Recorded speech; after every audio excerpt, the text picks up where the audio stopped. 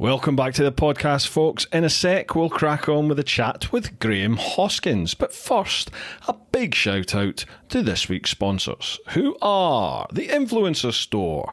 The Influencer Store helps you build your brand, big or small, providing you with a solution and apparel. We help you to increase your fan base while supporting you with starting your own influencer clothing line with nothing more than just an idea or design, and where there are no hidden costs. For more info, come check us out at theinfluencerstore.co.uk or drop us an email at online@influencerstore.co.uk for more info. Now, the Influencer Store handle all my merch, so if you head to my website, TeapotOne.com, head to the shop, everything there is handled by the Influencer Store, including the hosting and domain for the website itself. Can't recommend them enough, folks, and remember, tell them TeapotOne sent you.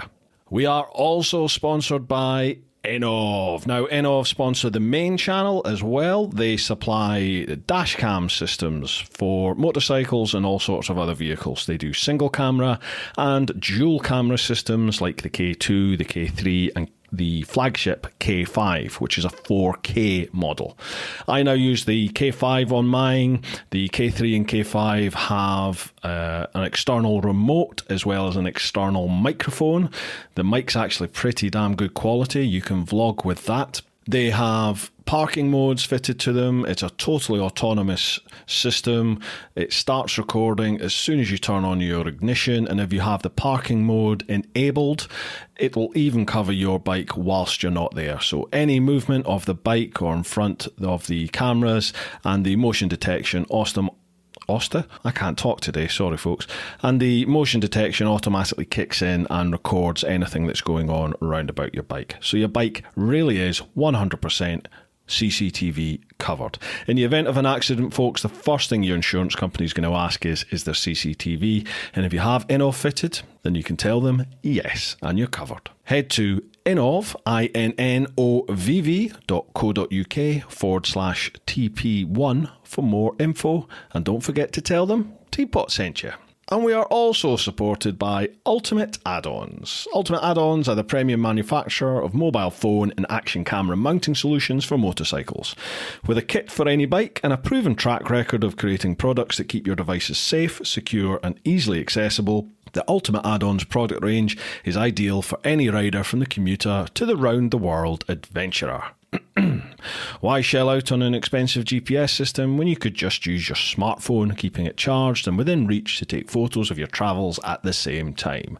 Ultimate Add-ons waterproof, shockproof and dustproof tough cases are available for all flagship smartphone models and are designed by riders for riders. Find out why Ride Magazine gives Ultimate Add-ons their coveted Best Buy certification. Keep riding this winter with Ultimate Add-ons. It's all about the journey.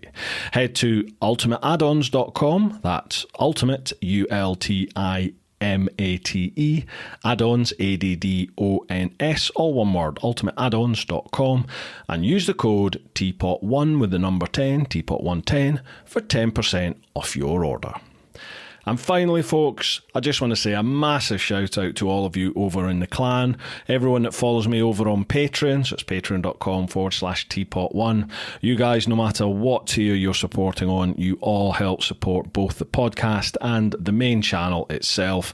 I genuinely could not be doing this without your support, so thank you very much. And thanks also for your questions, which are included in all the podcasts.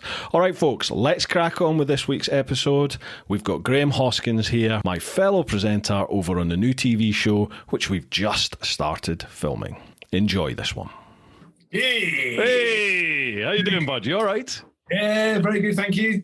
Very dapper, very dapper. One tries to look a little smart now. Oh, I feel underdressed here, Graham. I've got a t-shirt on. What a slob.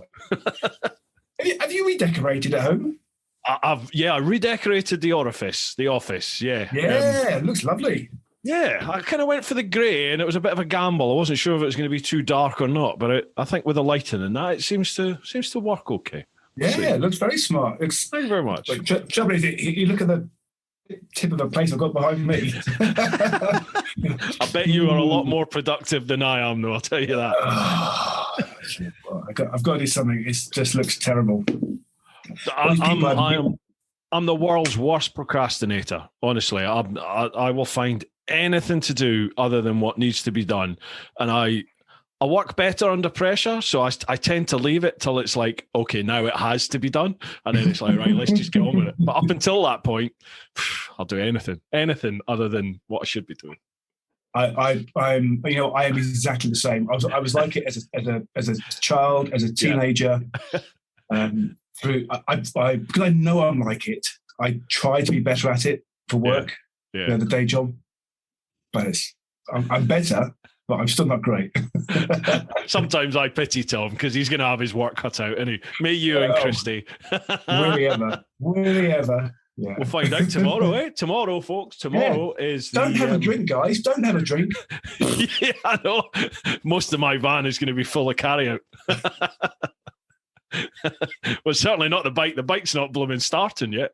It'll all become apparent, folks, in whatever episode this is going to be that we're filming tomorrow or Sunday. Yeah, I bought a bike and it won't start. That's all I'm saying. Yeah. I'm talking as if we started. Are you okay for us to have just started straight away, or do you want a little chat? Yeah, absolutely. Yeah. Awesome. Yeah. Cool.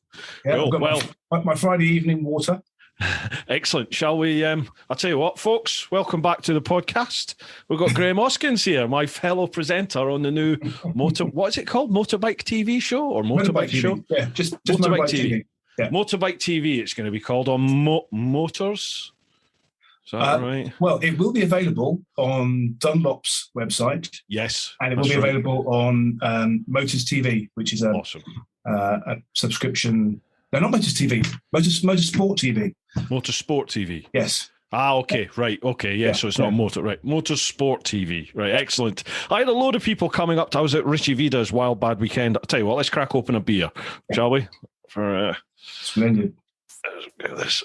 Do you have your refreshment there all ready to go? I do, yes, excellent. Absolutely. I've gone for the shorter refreshment because if I'd gone for beers, I'd be up maybe for 10 minutes. So I have a bladder the size of a pin. So you've just gone for hard liquor, like it? Yeah, pretty much. Excellent. Slange to you. Very nice. What were we talking about? Oh, yeah. I was at Richie Vida's Wild Bad Weekender last weekend, which was awesome. Cheers, Rich, for the invite.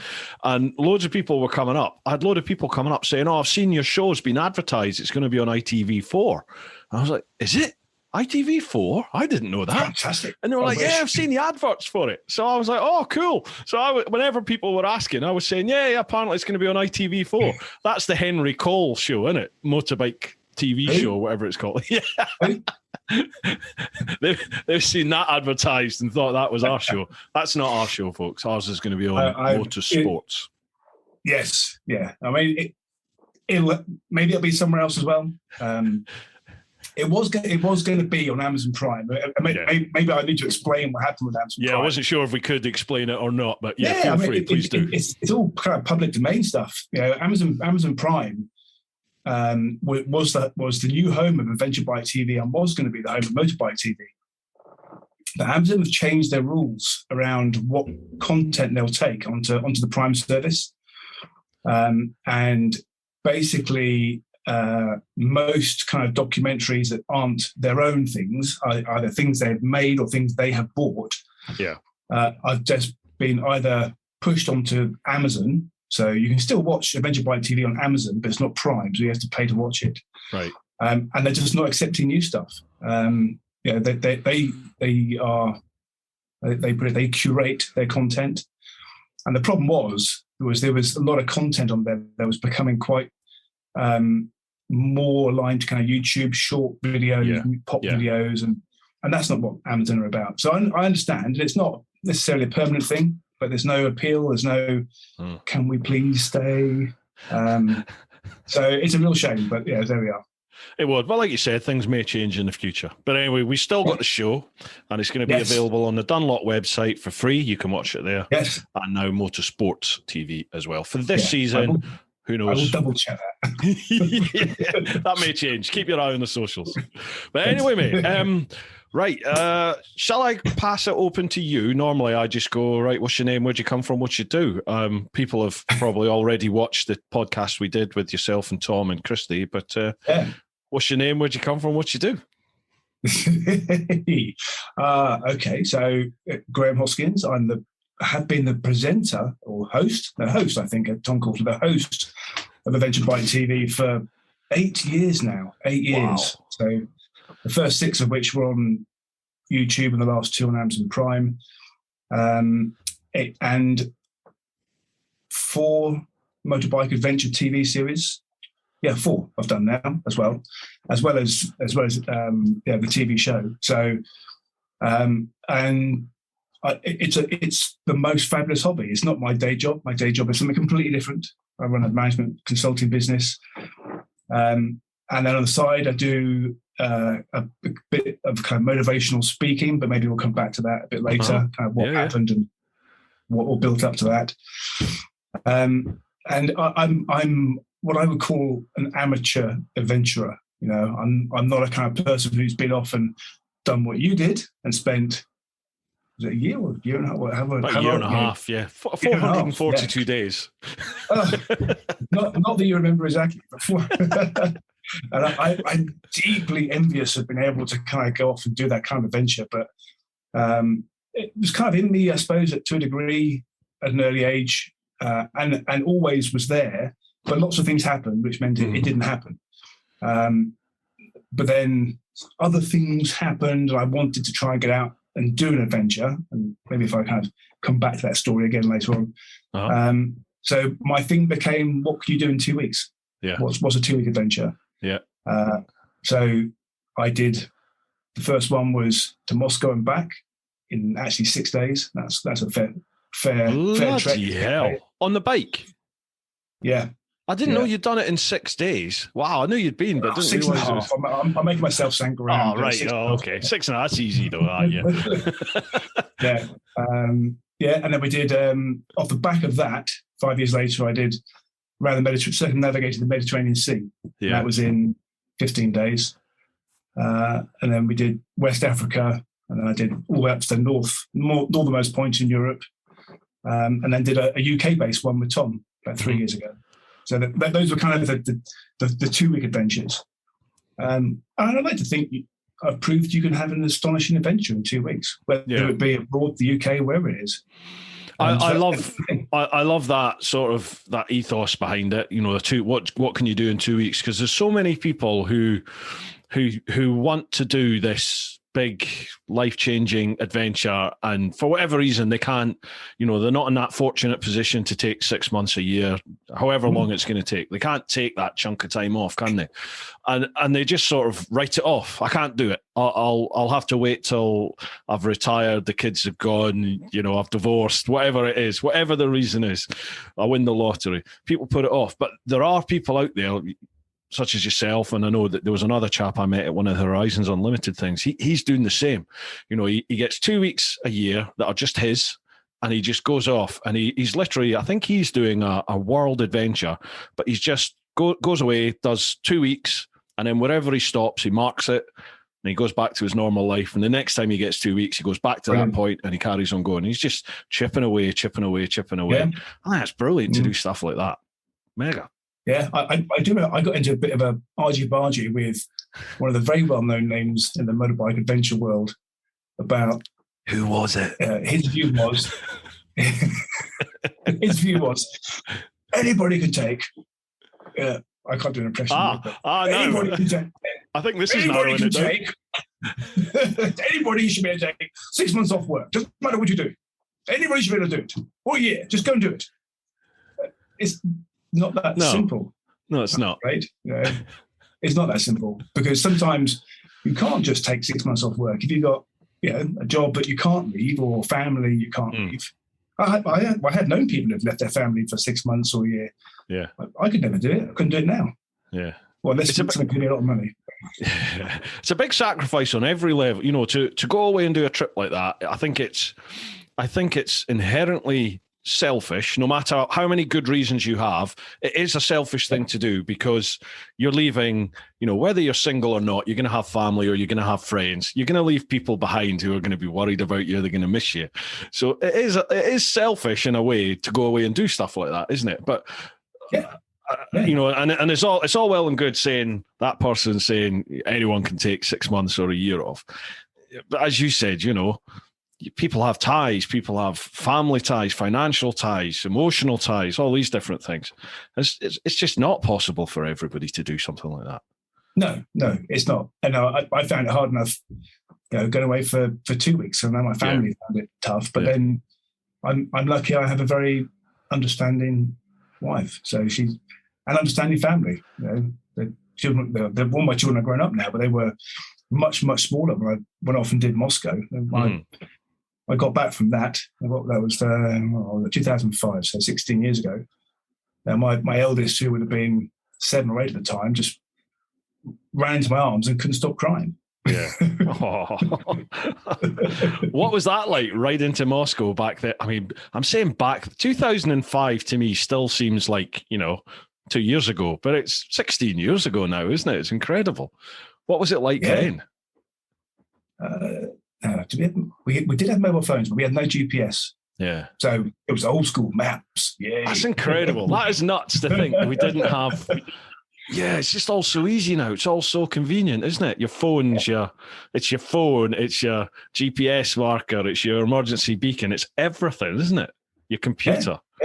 Yeah. And even Moscow, which is a relatively simple adventure, relatively. I mean, you know, it's a complicated, or it was a complicated border crossing and visa, etc. But it was only one, and we took the easy route up through Latvia and Lithuania and Poland, so we didn't do the Belarus route. But it was still easy to get lost in places. But we did. So it was 4,000 miles round trip. So we did almost 900 miles on the first day, and then 650 every day after that. Yeah. So the last morning, the 6th and a half day was a mere 230 miles. It felt like a park. Wow, that is a sprint there and back. What did you do when you got to Moscow? Got back on a bike and left? You know what? It's almost exactly what we did. We arrived there because when we arrived, Moscow, presumably it's still the same now, was 3 concentric rings of roads, big ring roads. Yeah, like we've got the M25, the North and South Circular, and they had another one, so 3 ring roads. Yeah. We knew that, and we had a city map. Trouble is, you look at signs in Cyrillic, you can't read them. No. Cyrillic, you can't. There's so many places in the world you can go to where it might be a different language, but at least you can relate what's on a map to what's up on the signs. Mm-hmm. And this week it was dark, so we did it in October, so it was getting dark at 6:30. So we riding in the dark for 3 hours. Turned up at actually a service station, just trying to explain. And it was my first experience of trying to communicate with somebody in a different language, with sign language. And actually the guy was really helpful. Showed him the map. I'm just going, foreign, stupid. And he basically kind of pointed on the outside of the map. And then I was able to say the name of the hotel, which was kind of universal language. And he just pointed. So we knew we were on the outside ring road, even though we thought we were on the inside. Yeah. My friend had learned enough Cyrillic letters to recognize center. So we spent the next hour riding in towards the centre, and then we gave up, went to a taxi rank, said hotel such and such, and just kind of mimed him going, us following, and we followed him. There was just no way we were going to find our way any other way. So we arrived at the hotel at 11, ate something, got accosted by some very beautiful women, but I'm sure they weren't after money. No, not at all. No. But we were we were tired. You know, they were definitely after money, but they were beautiful. And then 6 o'clock in the morning, off we went to the Red Square, got our pictures taken in Red Square, and then rode home. Oh, so we were in Moscow for 7 hours. Have you ever been back? Have you ever had a chance to go back? Have you not? No. Oh man, you've done. I mean, it's awesome, but the Russian people are such nice folk.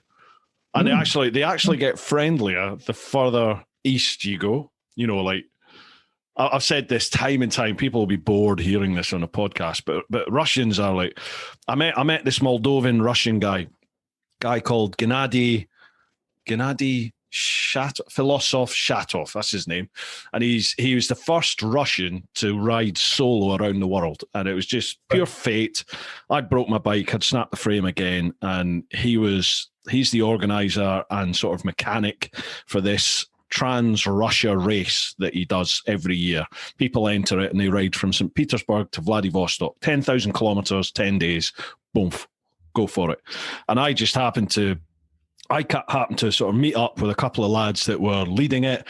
We were having some fun on the roads. I hit a big sort of, the tarmac sort of mountains they have in the road where the tar gets so hot during the summer, and then they have the heavies going over, the heavy vehicles that go over it. They churn the tar up, and then when it cools, it just becomes like a solid lump.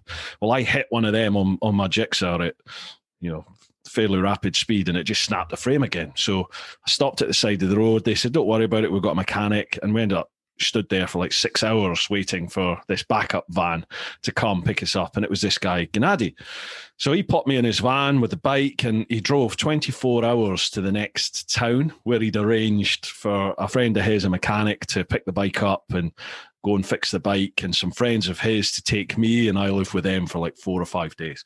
But anyway, that's a long way of me telling you this little story. He was saying to me about Russian people, he said, for Russians, it's very easy. They either like you or they don't. And he said, we'll know that in the first minute of talking to you. And if we don't like you, he said, we either ignore you or we kill you. He said it's as easy as that. It's like, we have no feeling for you. There's nothing. If we don't like you, why bother wasting any time on you? But if they do like you, he said, it's literally, you're now family. You're now, your blood. I'll share whatever I have with you.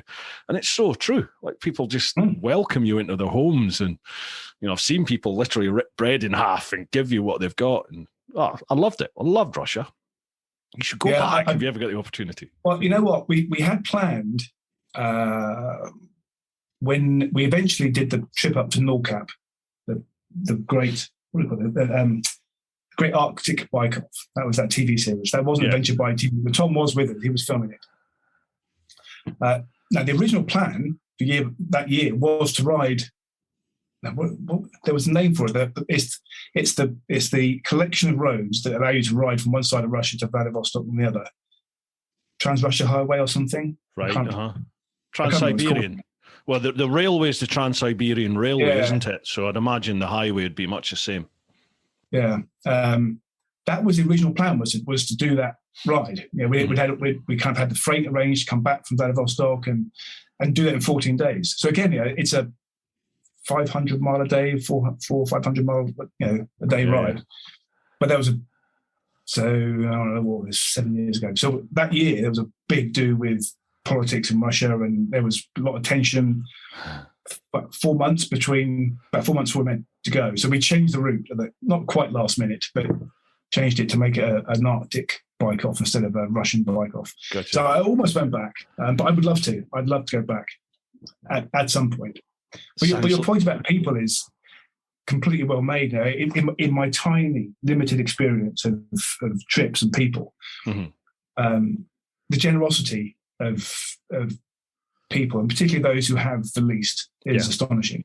Yeah, absolutely astonishing. That's reinforced time and time and time again, isn't it? When you speak to people who've travelled anywhere, whether by bike, by truck, walking, cycling, whatever people you end up talking to, they all reiterate that people are good. People are ultimately just nice people that are cracking on, getting on with their own thing, looking after the family, and they will help if you need help. There's a very, very small percentage of arseholes out there who sadly make the news, but most people are brilliant, aren't they? Yeah. Completely. Yeah, completely. And when that guy who helped us in the service station in Russia was kind of my first example. And then when I did the first TV series, which is where I circumnavigated the Mediterranean Sea, which I did with Danny, who plays the cat from Red Dwarf. Danny John Jules, yeah. So maybe I'll tell the story of how that came about in a minute. But how did I end up doing it with a cat from Red Dwarf? We did, like. So we were 3 days in. So that was a 600 mile a day trip again. Big mileage thing. It was kind of the thing I had in my head was big mileage in those days. You like your mileage, don't you? God. Not anymore. Not anymore. No, I used to be like that as well. Not now. Crikey. Yeah, I could do it if I need to, but no, it was tough. That was very tough. But we'd met somebody on the ferry from Italy over to Tunisia, and he'd taken us back to basically he was our guide through Tunisia, which we rode in the night. We rode Tunisia in the night, didn't see a single bit of it. There we go. Oh. That's kind of it's a downside of doing a trip like that. Yeah. Stayed at his house, great generosity, and then we'd ridden across Libya. That was an experience. Did that in sort of 2.5 days. You rode Libya? Yeah. Wow. Yeah. I thought that was all shut. God. Well, this was 2012. So it was the year before the Arab Spring. Yeah. So it was the year before it all got shut down, basically. Jeez, I forgot that used to be open. Blimey. Yeah. Gee whiz, we did it. I mean, it wasn't long after you and Charlie did it a long way round. Yeah. Sorry, a long way down. Yeah. We had to have a travel guide going across Libya. He had to drive 500 miles a day in his van like we did. I'd walk that. Da, da, da. Yeah, let that. Sorry. Yes. So we'd actually been with somebody helping us for the first almost 4 days of the trip. So when we got to Egypt, it was the first time we'd been properly alone. And it was, I was there with Danny. He was just along for the ride, basically. It was all on me, but I was responsible for somebody else. So I was shitting myself, basically. Every border, every time a policeman stopped us. And you'll know, eventually you get used to that. And you know, it's, sometimes it's just paperwork and sometimes it takes longer. But when it's unknown, it's terrifying. Yeah. Initially, it is a real culture shock, isn't it? Yeah. Especially, as you said, especially when you have someone else there who ultimately is relying on you. Yes. Yeah. and everything that happened, and all praise to him. He was incredibly patient. He never moaned or complained. He knew what he was doing. He knew what he was getting involved in. He knew it was going to be 12 hours riding a day. Yeah. He knew it would be long, complex border crossings. He knew all that. And he never, ever complained. Not once. But if something happened, he was waiting for me to walk forward, and rightly so, because it was my trip. But the thing about the people was, so the first night we were in Egypt, I'd read Chris Scott's Adventure Handbook before I went. The Bible. The Bible. Yeah. And there's some, one of the things I remember very clearly was when he talked about wild camping, he said, go off a road and take 2 turnings if you can on paths, or just be 2 turnings away from the road, because that's safer than being close to a road. If you're in a country where maybe there'll be bandits, etc. And he said, don't choose a camping spot in the dark. And there was a couple of other rules, and we broke all the rules. Yeah. So, 10, 11 o'clock at night, rode 50 yards off the road in the dark and put tents up. That'll do. I haven't got a clue where we are, can't see anything, in the middle of the desert. And we were kind of joking with each other, saying, what if somebody wanders over to us and says, get off my land? And of course, what happened? We see a torch coming across the desert, and we're thinking, oh God, we're going to be stabbed or shot or something. And it wasn't. It was basically a kind of shepherd lad. And again, with just hand signals, he basically said to us, come back to my house, eat, drink, sleep, my house. Because if you stay here, you'll be cold. Yeah. That's what he was saying. Yeah. And we didn't want to leave the tent, we didn't want to leave the bikes. And we were trying to be with sign language saying, sorry, but we're going to stay here. And they got out his mobile phone, rang somebody, and we're offended now, and now he's going to get his mates to come and duck up. 10 minutes later, a great big truck rolled off the highway, and his mates all went out with food. They brought the food to us. Oh, wow, that's awesome. For our first night by ourselves, and that happens. And you just think, So, and I've had many experiences since that have been similar. People are amazing. Where did that journey take you from there then? After Egypt, where did you go? So it was a circumnavigation. So Egypt went across the tunnel under the Suez Canal, down a little bit of the Red Sea coast, and then got a ferry across the Red Sea to Jordan, all the way up through Jordan, all the way up through Syria, almost all the way up. cut across into Turkey, all the way up through Turkey, and then to Bulgaria after that, and then basically Europe and home. You're back into Europe, yeah. How did you find Syria? I'm so jealous that you got to Syria before it was just decimated. Well, we were recommended to go to a castle, Crac de Chevalier. I think that's what it was called. So basically, castle of the Cavaliers. Right. Basically, a castle from the time of the Crusades. Mm-hmm. And it was just like going, not quite like going to Warwick Castle, but maybe what would be a slightly smaller one. I went to one in North Wales last week. A smaller castle, but not like Warwick, but a fully fledged medieval castle with a big car park for coaches, and it was just like going to a castle in this country, and it was no different. It was just you were a tourist going to a big castle. You paid your ticket, got your guidebook, and you went. Yeah. We even found there was a door that you weren't meant to go in. We had a look in there, and there was a film set. Got talking to the guy in there, and they were filming a 25-part Cleopatra series. And the guy recognised Danny, so that was useful. Reg Wolf gets all around the world. Certainly does. Yeah, and for me, that kind of more than anything said Syria was just like any other country. You know, I mean, no, it wasn't completely, but much of it was just like being in any other Middle Eastern country or a European country. And then 10 years later, it's just torn in pieces. Yeah? And again, everyone was friendly, helpful everywhere we stopped. People were interested. Mm-hmm. Where you're going, where you're coming from. I think a great big tall white guy and little black guy is an unusual kind of combination of travellers on obviously Western European motorcycles, and people come up and talk to you all the time. Well, apparently it's open. You can travel there now. Oh, okay. Like there are overlanders going to Syria now. Which when I heard it, I was like, "Blimey, is that wise? Is that too soon?" But apparently they're there and not having any issues. So who knows? Well, I don't know what's left of the place, but I know. There's a lad actually who he was went to the same rugby club as my son, so he's not even 20 yet. This lad. And he rang me the summer before COVID, or the autumn before COVID. So he was still only 17 at that point. And his dad had remembered that I was into bikes and had done some adventuring. And he said, and so this lad rang me, or his dad rang me and said, would you speak to Tom? So I spoke to him, and he said, I've got a plan. I want to ride the world on a motorbike. I'm 17. And he said, so I think I need a 600, and I think I do this, there's blah, blah, blah, blah. So I kind of said to him, hold your horses, hold your horses. Just JSX-R1000, that's what you want? Yeah, 6000, R1 would be great.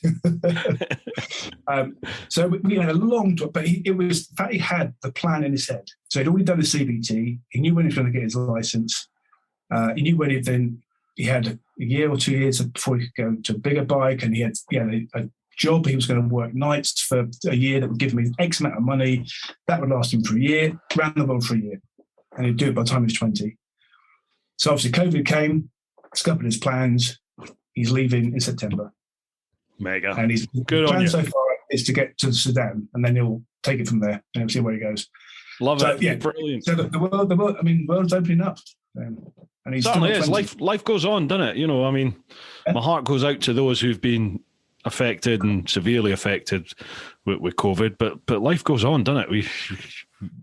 We've got to learn to deal with it and just crack on. Yeah. So what was that chap called? Tom? Yes, Tom Love. Tom, if you're listening to this or watching it, mate, best of luck. You're going to love it. Change your life. He will have an amazing time. I have to say, if my son, who is his age, was going off on a world adventure, I'd be going, slapping him on the back and telling him, go for my boy, and then dying inside and breaking in pieces. yeah, definitely. My son, I mean, it's not a world adventure, but him and his mates just decided, they were getting into cycling, and they just decided, we're going to cycle to the south of France. So they did. They just, I mean, they kind of cheated a wee bit. I think they got the train from Glasgow to London, then got the ferry across into France, cycled a little bit, then jumped on a train and trained it down to south of France, and then just rode around some of the sort of alpine routes and stuff down there. But he had a great time. Absolutely. How old was he when he did that? Oh, I was only a couple of years ago. I was probably 22. Yeah, 22, right. 23 then. So I didn't know you were 24. Yeah. Well, he's 24 this year, my boy. Yep. Wow. Yep. I know. Yeah, started young. You must have been a child bride. I just turned 21 when he was born. Turned 21. Yeah. Third year at uni. That was a bit of a shock. Wow. Time to grow up. Oh dear. Yeah, no, he's awesome. Good lad. He wants to get into biking as well, but he hasn't passed his test or anything as yet. But this time we'll see. Yeah. So you mentioned earlier about some sort of life events that are sending you down a certain path at the moment. What's that all about? What's happening there? Well, the life events were, I mean, it goes all the way back to when I was 20, but that kind of shaped the path that's left me where I am now. Mm-hmm. And so if I could start the story just slightly before that, because the context is kind of important. So, it almost goes back to me being a very small child. I lived in America for 2 years when I was between the ages of 4 and 6, and my parents took me to Cape Canaveral, and that made me decide I wanted to be an astronaut. Right. Okay. And then in those days, the path to become an astronaut was to become a fighter pilot first. Mm-hmm. If you become a fighter pilot, then you can become an astronaut. Or at least the opportunity was there. Different these days, you can be anything to become an astronaut, can't you? So from a really, really early age, I knew all I wanted to do was to become a fighter pilot in the RAF. So that was the thing I wanted to do more than anything else in the world. And kind of, I look back and I look at my kids now and they're not quite sure what they want to do. Well, one of them's kind of got it, but the others, and they're not untypical of a lot of young adults of their age. Some have a very focused plan of what they want to do, and some, and a lot are just not sure. But I knew exactly what I wanted to do. And I was reminded, an old friend who I hadn't seen for almost 30 years, we bumped into each other a couple of years ago, and we were talking about it. And he said, I remember you studying when you were 17 for your interviews and your assessment centres, and you could name every member of the government, you could name what they did, what jobs they'd done before, where we had forces deployed around the world, every aircraft in the RAF. And I thought, I actually worked really hard for that, and there wasn't much else I worked hard for. I was middle of the road student, did as much as I needed to get past. Never really worked my socks off for anything other than sport and the RAF. So did all the aptitude tests. There was a kind of first interview, and then a second interview in London, and then the 4-day assessment selection centre at Biggin Hill. Yeah. And even then, you pass the selection centre, then you have the medical, and then you have the air medical. So it's a really rigorous process. So I actually looked up the stats because I talk about this when I do motivational talking, and it was like 1 in 4,000 got selected. Wow. I was one of those that got selected to be, and I was given my choice of fighter pilot or navigator. So the one who sits behind the navigator, because who sits behind the pilot is actually in charge, but the pilot's far more sexy with a bursary at university. So in my head, when I was 17 and a half, my life was sorted. I knew exactly where I was going to be. 3 years at uni, pilot training, fighter pilot by the time I was 23. So done, dusted, RAF career boy. Yeah. 6 months, maybe 4 months later, I got a letter saying they'd actually gone back and checked my medical records at my doctors. They didn't do that beforehand, strangely. And I had had an asthma attack when I was 13. Oh. Thank you for your interest in the RAF. No. You can join the RAF regiment if you wish. It's not quite the same. Yeah. Just not quite the same. It's just so. Wow. Yeah, it was a big knockback. But you kind of, at the time, you don't think about what you were doing to deal with that kind of bad news. nowadays you call it objective setting, or set yourself a new objective, new target. So that's what I did. So I also happened to fail one of my A-levels, which didn't help. So my big university Blame it on the asthma. Big university plan out the window. So I went to Plymouth Polytechnic, so as it was in those days, through clearing, and which turned out to be, by coincidence, an amazing place to go to. And I wasn't sure what I wanted to do, but I knew I wanted to be in the forces still. I was still absolutely 100% forces. And I thought maybe the Marines as an officer, maybe the Navy. So I joined the Marines as a reservist and did a couple of years there just as a bootneck, not as an officer. Had a fantastic time. And in fact, I actually got my pre-call-up papers for the first Gulf conflict in 1990. Jeez, did you? I'll explain in a minute why that didn't happen. But maybe decide that's not what I wanted to do. And at the same time, I was progressing an application to be a seaman officer. So basically the guys who drive the ships, who end up becoming captains of ships and stuff with the Navy. So I was continuing that, and I was actually on a kind of a short course. Well, still whilst I was at Polytechnic, but I was, what do they call it? Familiarization. That was it. So you can go and spend 3 days on a frigate, and you spend time with the captain and the officers and the crew. So you don't just eat in the officers' mess; you eat with the crew as well. I must slight digression. Billy Connolly used to do it. He used to digress, and then come back to the original point. Then come back to it. Yeah. I will come back to it. But we'd spent some time in the officers' mess with the captain and the senior staff, and then spent a day with the crew, and we were eating the crew quarters. And one of the lads who was there with me got up to leave and didn't pick his stuff off the table to take it back, because, of course, in the officers' mess, somebody would do it. The staff would do it for you. The staff do it. Yeah. Oh God, did he got an absolute roasting. 20 blokes. Yeah. You're not in the officers' mess now. Anyway, so back to the story. So I was bunking in the same room as the medical officer. And I was talking to him about the RAF and flying and stuff. And he said, why don't you apply for the Fleet Air Arm to fly Harriers, as they were in those days, off of aircraft carriers. And I said, well, asthma, the RAF wouldn't take me. And he said, you've been in the Marines for 2 years. He said, you've obviously not got a problem with asthma. So I changed my application to go for the Fleet Air Arm to fly Harriers. And the same kind of, in fact, it might even be more than 1 in 4,000, because it was a much smaller, there weren't many Harrier pilots around. Yeah. But did what they call the Admiralty Interview Board, which was basically the equivalent of Biggin Hill selection. So, and again, the same kind of process, 4 days of exercises and aptitude tests, absolutely exhausting, physical tests. And I think there were 40 of us that went there, and 2 of us got through to that was 40 out of 4,000 or whatever it was. 2 of us got through to the end thing. Yeah. So I had my place to fly Harriers now in the Fleet Air Arm. Wow. And this was at the end of my second year at university, so I was 20, just approaching my 21st birthday. And so big celebrations again, as you would. And when I look back at pictures of myself at that point, I look back, and at the time I was thinking I was super, super fit and lean and muscular, because I've been in the Marines for 2 years, I've been training for the Navy, blah, blah, blah, blah.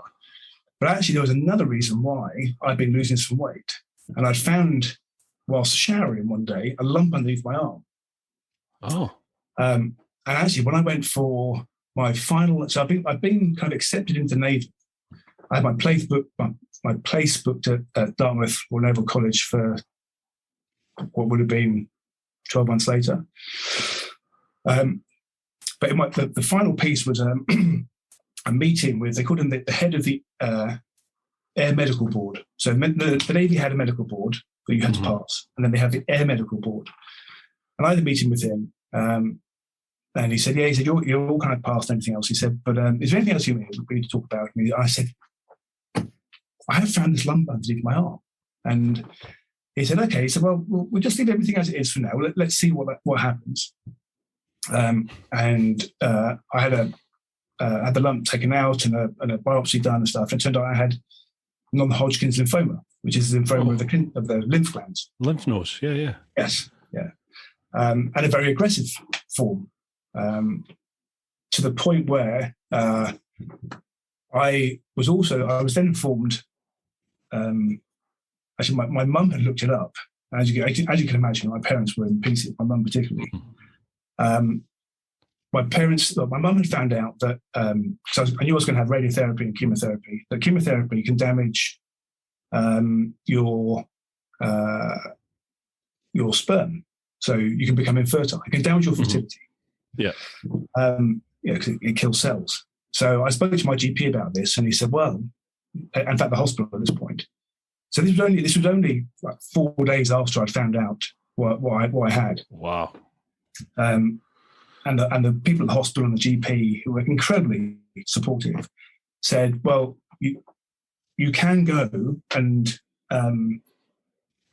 put something into storage, shall we say. But that's going to be done over a 2-week period, because you can't just do it once. You've got to do it twice a week, and you've got to recharge yourself." There's so much I can say, but I won't. But they said that 2 weeks is important. Yeah, that 2 or 3 weeks, we want you in tomorrow to start your treatment. It was what I had was that bad. And I said, "I'm sorry, I can't risk." I said, I'm going to get through this. I believe that. I never stopped believing that I would get better. And I said, so I'm going to make sure I can have children. If the chemotherapy destroys my bullets, I want to be able to have some bullets stored away. So I had to go up to a hospital up in Bristol, and when I arrived there, it was basically a big sign. It didn't say fertility clinic or anything. It was a blood bank. And so when I went in, and I was with my best friend, who I'm still best friends with today, and in fact we've ridden up there on motorbikes as well. And the guy came out with a lady, I think a lady it was, and she said, yes, you're Mr. Hoskins, blah, blah, blah. She said, well, we're actually a blood bank here, so we have the facilities for storage, but not really for collection. So here's a sample pot. The toilets are down that way. Oh, seriously? Okay. Done it in worse, yeah. Yeah. Cold, dank toilet. Thinking for inspiration. Yeah. So, So I've done a digression, but so I found, of course, my friends absolutely pissed themselves laughing at this point. Yeah. But I had to do that 4 times in 2 weeks. So I had a year of chemotherapy and radiotherapy, and it's shit. And I have, I know there's people who've been far worse off than me with treatment for cancer, far worse off. But it's shit. It's horrible. It's really, really. I was very, very ill from.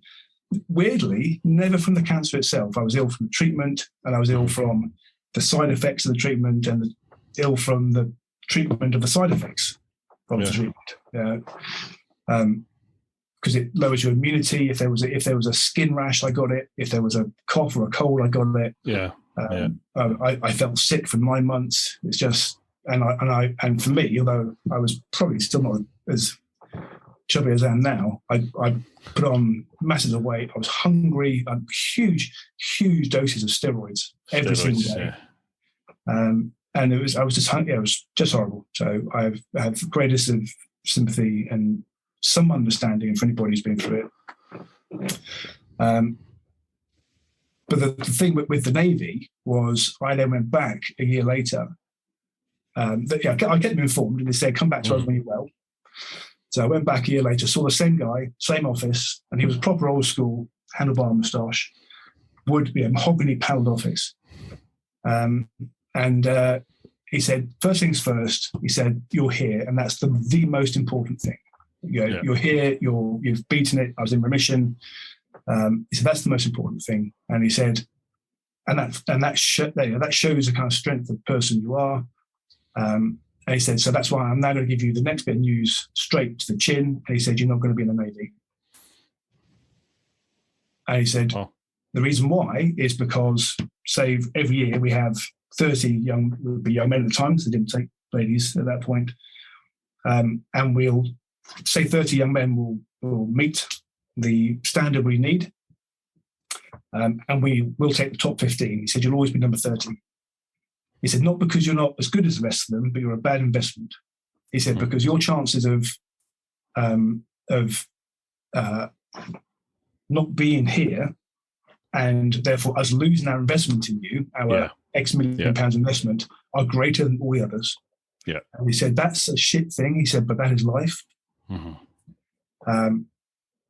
said, so I'm kind of sat there, and he said, the next thing you're going to ask me is, did I know the answer? Did I know this 12 months ago? And he said, I knew this 12 months ago. And he said, and you're thinking I'm a horrible person. And he shouted, gave some very nasty names to himself. He said, but at any point in the last 12 months, has the thought of getting into the Navy helped you get through it? Helped you get through. Every single day. Every single day did it help me. I can remember one particular occasion around Christmas time, or just after Christmas. I was having to start writing my dissertation. I just lost all my hair. I was in my first 2 months. It just felt appalling. And I didn't know where to start my dissertation. And I got out the Dartmouth prospectus with a picture of the Dartmouth Royal Naval College, and I read it 3 times. I thought, right, that's good. Now I know kind of where I'm aiming for. I can start doing something. I'm not saying I managed to did a particularly good job of my dissertation, because I didn't, but at least I got something. I managed to get through it. It gave you the drive, the impulse to do it. Yeah. And now when you talk, you kind of hear modern motivational speakers talking about goal setting and target setting and mindfulness, all those kind of things. Didn't know what any of those things were at the time, but I just kind of did what I thought would help. But those were things I was doing. I was setting myself a target, setting myself a goal. Sometimes it was the next day, and sometimes it was some a year away. But he was right. He was absolutely right. I hated him, but he was right. It's true that about a lot of the motivational speaking that people do. I think a lot of the time when I listen to what they're saying, I'm like, it's stuff that you go, I knew that, but I didn't know I knew it. It's a lot of the stuff. I think for me personally, I'll put into place anyway, just inherently. I think if you're that type of person that sets goals and you're able to sort of prioritize and adapt to anything that comes your way, you're that sort of person, aren't you? But it's amazing to listen to different people as to how different people deal with different situations, like how their minds prioritize certain things and reorder certain things that they'll focus on this as a matter of importance and then move to that one. And other people literally juggle 23 balls in the air and manage to keep them all going while picking up something new. I love how everyone's different, but ultimately it comes down to the same sort of plan of action, really, isn't it? It's like focus. Yeah, absolutely. And it's I'm never sure how much of it was nature versus nurture, how much of it was, what happened since then. Would I have been the kind of person I am without that? I think probably a bit, but it also probably heightens that in terms of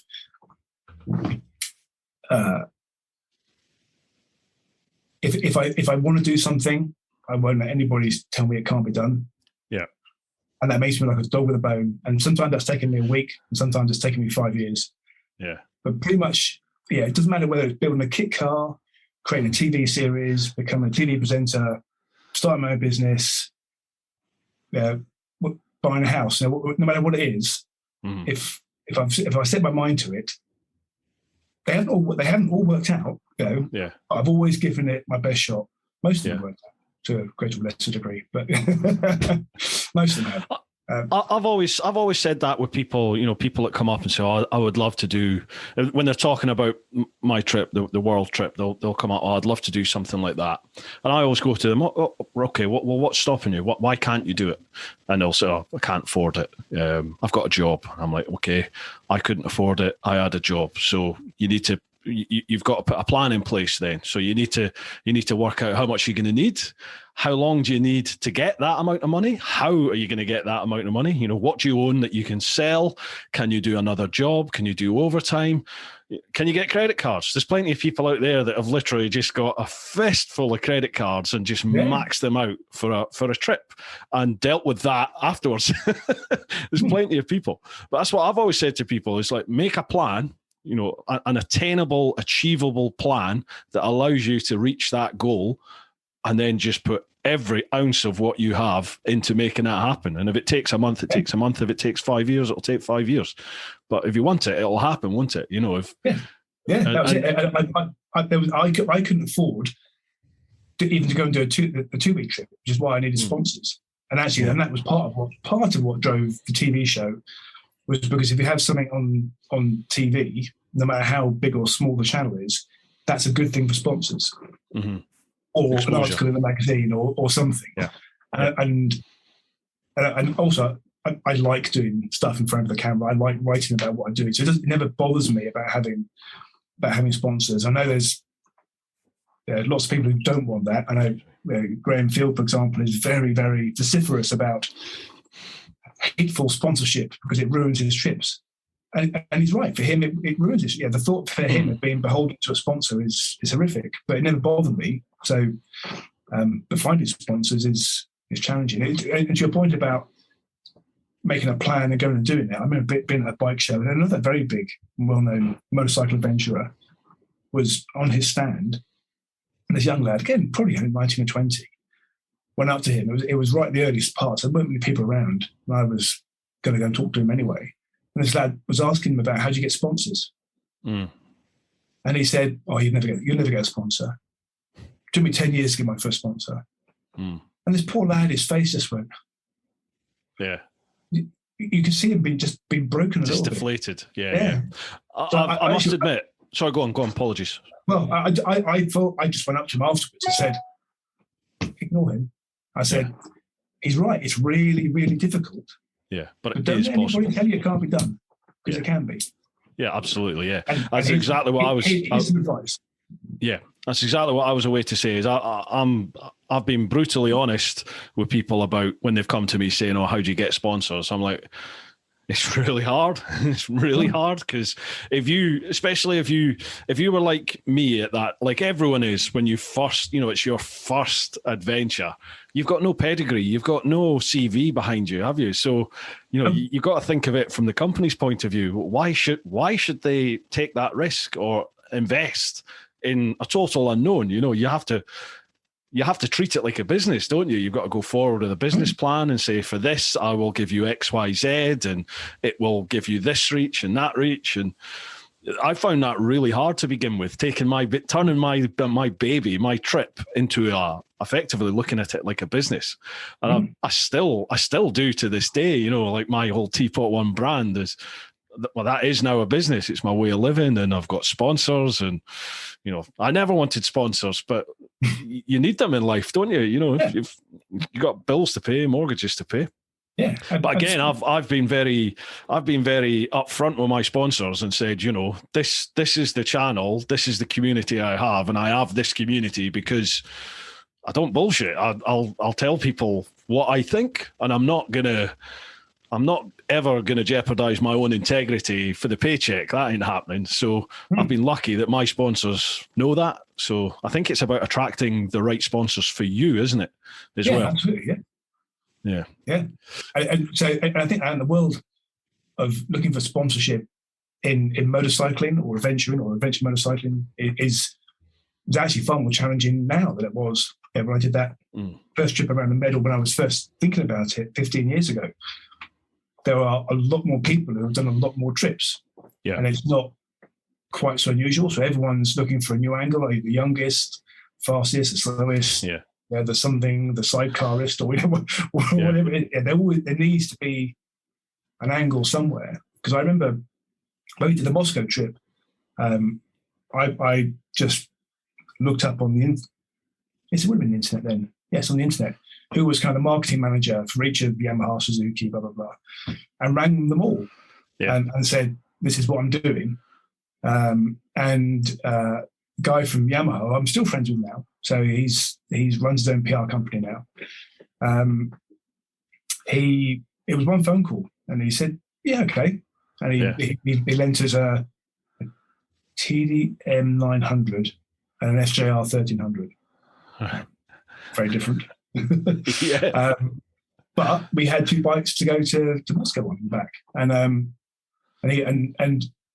sometime later, he left Yamaha and started a business. And I said to him, "What made you say yes?" And he said, "Because you had a plan, just as you were saying." Yeah. He said, "I had a phone call every day from someone saying, can you give me this? Can you give me that? Lend me a bike." Mm-hmm. And he said, "But you guys had you had a plan, and you had some PR that you had organised, some articles. You'd already done some articles." He said, "So you stood out because you had a plan." Yeah. So, you're right. Yeah. I mean, these days you need a bigger plan. But yeah. It's interesting what you're saying there about it's probably harder these days. And I think social media that is the reason, isn't it? And the technology these days, like a GoPro, you can take a GoPro camera now and it's TV quality.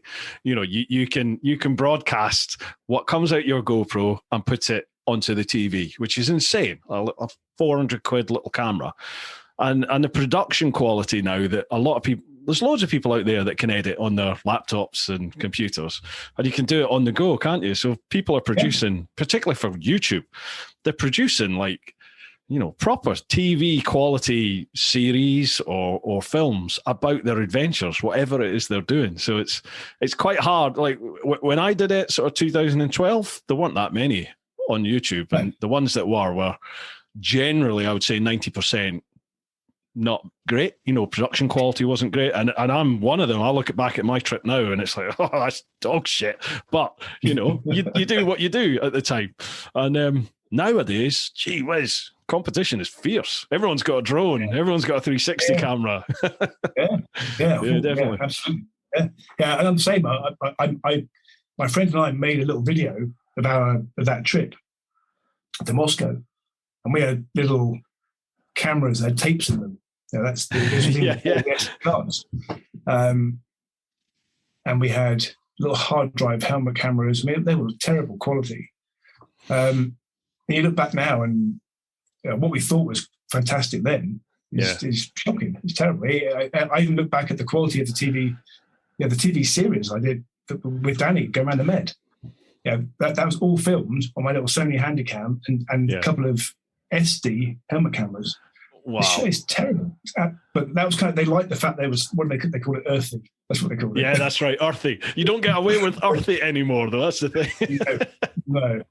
And in fairness, we wouldn't have got the acquisition. It was an acquisition rather than a commission. We wouldn't have got that if only I had somebody who was famous with me. So that the difference. It wouldn't have happened without him. But somebody gave me that advice, and actually it was Russ Malkin, who's one of the guys who goes with you and Charlie on the big trips. And this was back in the day when Long Way Round and Long Way Down were at the bike shows every year. So Russ was there and Charlie was there, generally speaking, every year. And I remember going up to Russ at the Russ, hello, Charlie, hello. I want to make a TV show. And he gave me some good advice. And he said, "Have you ever worked on TV before?" "No." "Have you ever made a TV show?" "No." "Have you presented before?" "No." And he said, "Right, go ahead and just," he said, "unless you go to a production company and they make it with you, so that you're working on the back of their experience." So I did try that route as well, which almost happened. He said, "Just go and do it and film it. And if it's good enough," he said, "even then, this is again 15 years ago, really before YouTube was becoming huge. He said somebody will be interested enough, if it's good enough, someone will probably take it. And he said, but try and find somebody who's either reasonably well known to go with you, or who can write about it because they're like a journalist for Times or something. Yeah. And it was Danny. So, but he came about because I was going to ask, how did you meet Danny? How did that relationship all come about? Over the period of 5 years, my original vision was to take 5 teams of people and basically turn it into a kind of a sort of semi-rally contest to get around the Mediterranean Sea in 2 weeks. You'd have a team of celebs, a team of forces people, a team of something else, I can't remember what they were now. And that concept, we got into Channel 5, Channel 4 with another production company. So, we almost got there. We almost got there with that, but then it didn't happen. I met a lot of nice people through it. And then I met Russ, and he gave me that advice about just do it, etc., etc. So I was talking to a couple of journalists, and I wrote to Motorcycle News, or rang them, I can't remember which now, and said, would one of your journalists want to come with me on the trip, completely paid for? I'd kind of scraped some sponsorship through a client, and the rest of it was just going to be on my credit card, as you said. Yeah. But I had got the bikes. I did get the bikes from Honda. Honda gave us 2 Transalp 650s. So I got the bikes. So I have bikes and just about enough money to do it, and basically a spare place. So went to MCN, and they said, well, here's they have a guest column. I don't know if they still do it, a guest columnist. Yeah, I think they do, yeah. They said, here's the contact details for guest columnists. So there was one of the heavy bikers. And so I rang him, and he rang me back, and he was really, really nice. And he said, mate, I'd love to come. I'm too fucking busy. So I forget which one it was. So he was too busy. Wouldn't get a sniff at him these days. They're too famous. Nick Knowles, DIY SOS. Yeah. Again, I think we were 4 weeks before he said, fantastic, I'd love to come, but I'm too busy. And I wasn't going to pay them. This was just come along on a super on a free jolly, yeah.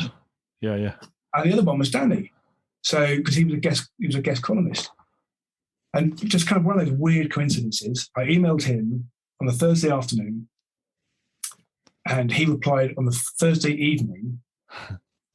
I found out later that it was actually an old email address that he hadn't looked at in 6 months. He just happened to look at it then.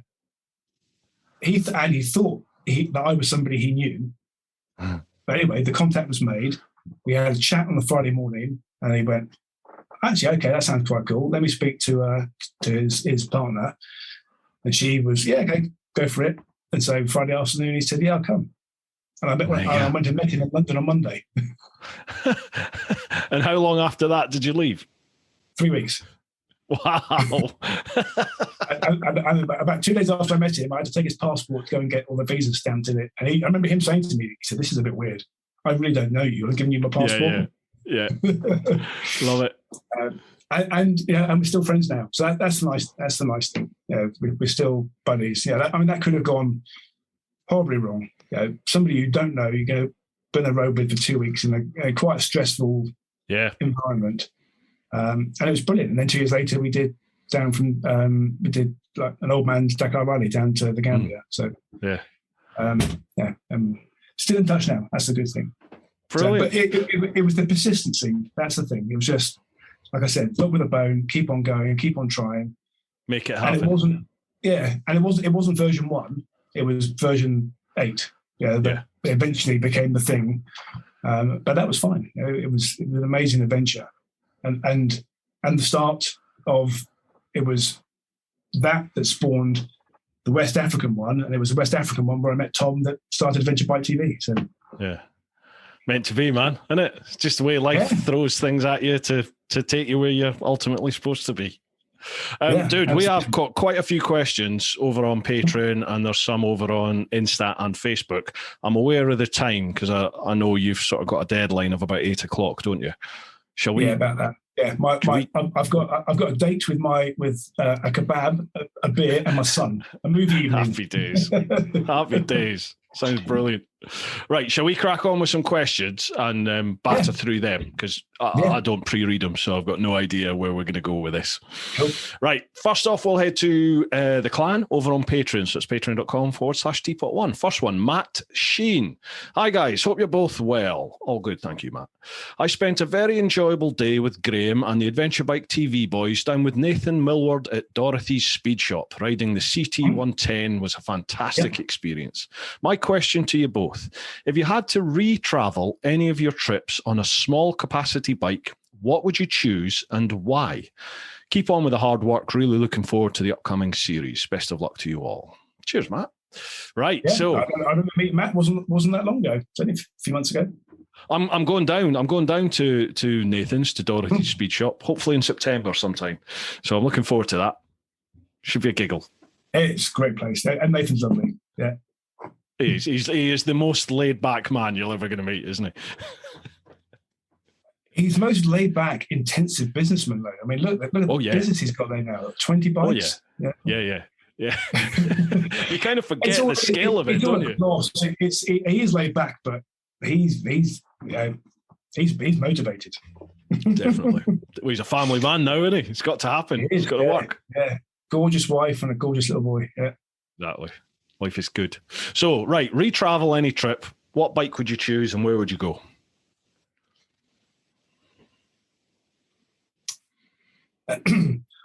I wouldn't re-travel the trip to Moscow, but I would like to go to Russia. But that's sort of a part A.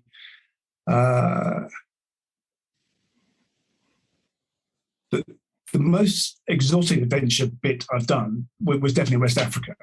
I would love to go down and do more of that. And what bike? Not the bikes we did it on. Not the Yamaha Super Teneres, that's for sure. With way too much shit on it, that's for sure. Something lighter, and probably simpler. I get asked quite a few times if I was going to do a world-span adventure, what bike would I do on? And I do find myself caught between modern, complex bikes that are fantastic, but if they go wrong, you're probably buggered up, aren't you? So probably something simpler, maybe even something like a Himalayan, simple technology, but big enough and comfortable enough. Maybe a Himalayan then. West Africa on a Himalayan. How about that? Okay. Yeah. West Africa sprung to my mind just because obviously it sort of beat me. So I would love to go back and try it again or do it again. And in terms of what bike, I've done a lot of the Sinus, but I did a trip called the Big Little Adventure. I can't remember which way around it was, with a couple of other mates, with Richie Vida and Mr. Fish, and they did it on Honda Cubs.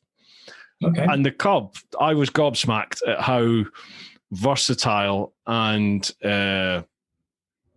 what's the word I'm looking for? Just how good an all-rounder the little Cub was.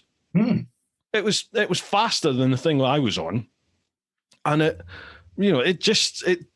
it was a head turner. Everybody wanted to come and speak to you when you were next to that little bike. I think I had loads of fun, but I think they had even more fun riding it. So I think I would like to do it on something like a little Cub. And I don't know. I mean, West Africa would be great. Well, all around Africa would be great. But I think on the Cub, I think I would like to do, I want to do a trip to Greece. So it's not one that I've done, but I want to ride to Greece. And why not do that on a little Cub? Yeah, absolutely. Well, take about a year. We used the Cub when we did our 125 adventure on the previous season of Adventure Bike TV. We did an adventure around Wales, and Sam was on the Honda. Was it the? Yeah, it was the Honda. Yeah, and it was going through rivers and it does everything. It did everything. And you're right, it was quicker on the road than me on the Sinus 125. Which I also love. Were you on a little terrain, the Terrain 125? Yeah. Which I thought was fantastic. Yeah, I thought it was great. Brakes are shit. Brakes are terrible. but yeah, it was great fun. I had the new one. They've just brought out a new one which has 1 more horsepower. It's got 12.5 brake horsepower, I believe. So was that when you did your 4 corners of the country? Yeah, round the UK thing. Yeah, God, that seemed like a good idea. I'm still editing that video now. It will come out, I promise. But yeah, that was hard. That was hard work. Yeah, so that's one I'd go for, Matt. Telling me you were going to do it. Yeah, it's done. It's ticked off, so we can push that to the side now. It took me about 5 days to get over, man. I was hooped at the end of that. Next one, Paul Simpson. Who's the most inspirational motorcycle adventurer you've met or would like to meet? Oh, that's a goodie. Oh. Inspirational motorcycle adventurer. Well, we actually did a piece on this on the last season of Motorbike TV, which is who inspires you in the adventure motorcycling world. And it's almost an impossible question to answer because I look at what you did, and it was amazing and fantastic. And I look at other some well-known people who've done stuff like Sam Manicombe and Graham Field and Austin Vince and Lewis. There's just so many people who've done incredible, inspiring things. And lots of people I've met who haven't written books about it or done anything on TV or done blogs. They've just done it because they wanted to do it. And they didn't want to expose themselves to any publicity at all for whatever reason. Yeah. And they're all inspiring. So for me, anybody who's done any kind of adventure, it doesn't have to be a gross span adventure because it can be, if it's a big adventure for them, then that's inspiring. But I suppose I had to give probably the same answer I gave on the TV show. I had to pick somebody for a reason, and actually I picked Nathan. And the reason why I picked Nathan was partly because he did his trip, his trip from Singapore, from Australia to London, was started with a broken heart. Yeah. And he did it on a tiny bike. And I know other people have done that as well, but he was kind of one of the first people who promoted doing things on a very small capacity bike. Yeah. But for me, it's what he's done with it since as well. And it's as you know, it's a challenge to make a living from the motorcycling world in general, never mind adventure motorcycling. It's a big challenge. It's very, very tough. I'm very fortunate. I have I do it for fun. It's my hobby. I have another full-time job, but as I mentioned a moment ago, Nathan is really, really. I don't know how much money he makes, but he has this incredible entrepreneurial spirit. Oh yeah, he's going for it, isn't he? Yeah, absolutely. Yeah, and I met him the year he came back from his trip. We were at a Tour Tech travel event. So I mean, look, that was 8 or 9 years ago. So I've followed closely what he did. The book, working at ABR, freelancing, and then continuing his voyage across America and Alaska on Dorothy. And then meeting and falling in love with Sarah, becoming a dad, getting married. He got married before he became a dad. Get the order right. Moving to Cornwall. I've kind of followed what he's done. So that was the reason why I chose him. But everyone who does an adventure is an inspiration to me.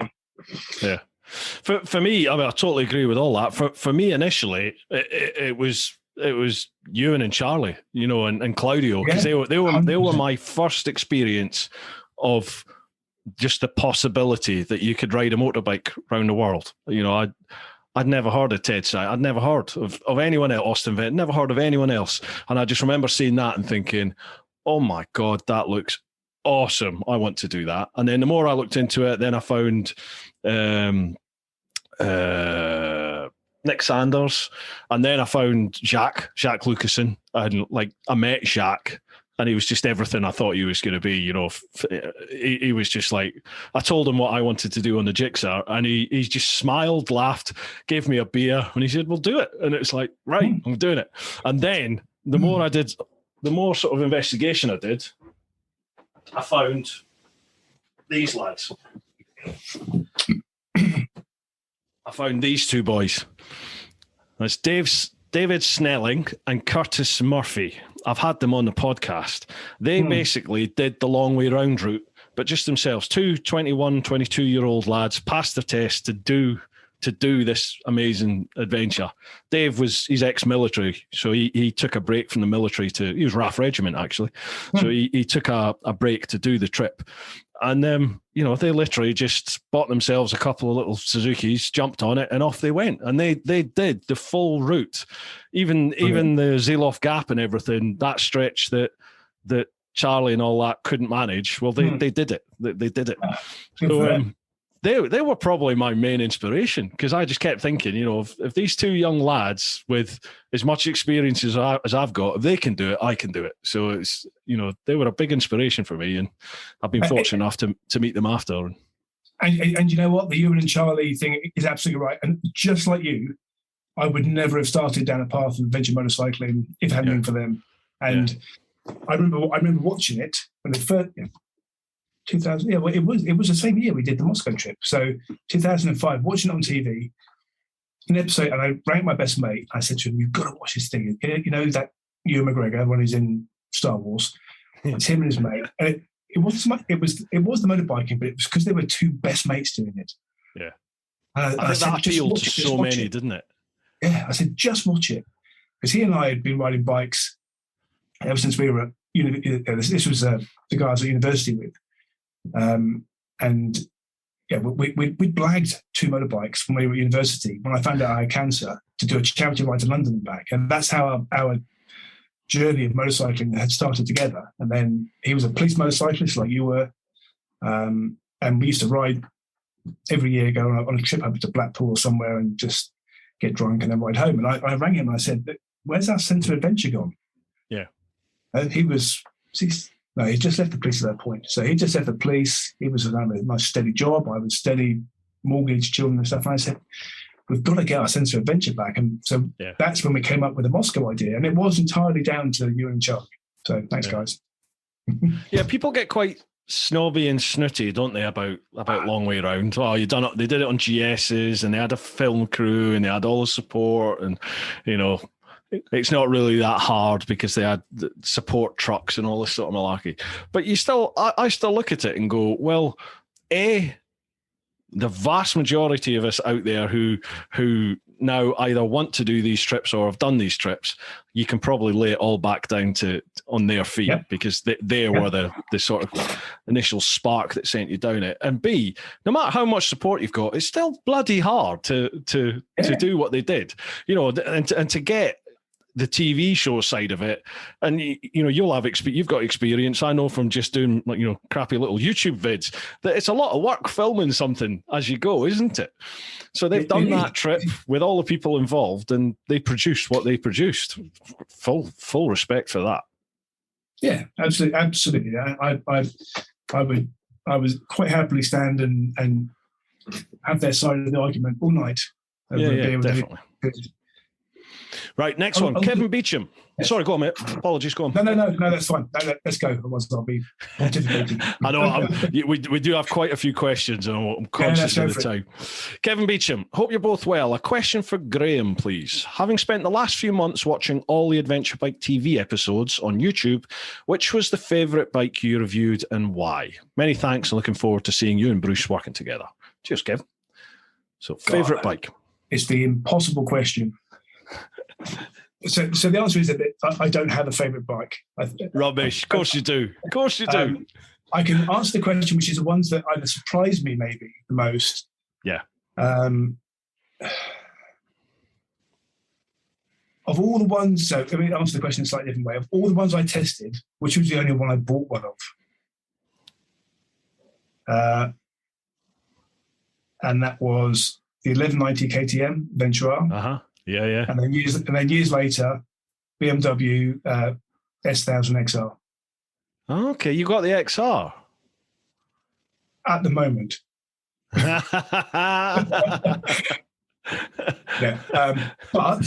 But I love the Sinus 125. I thought that was absolutely fantastic. I love the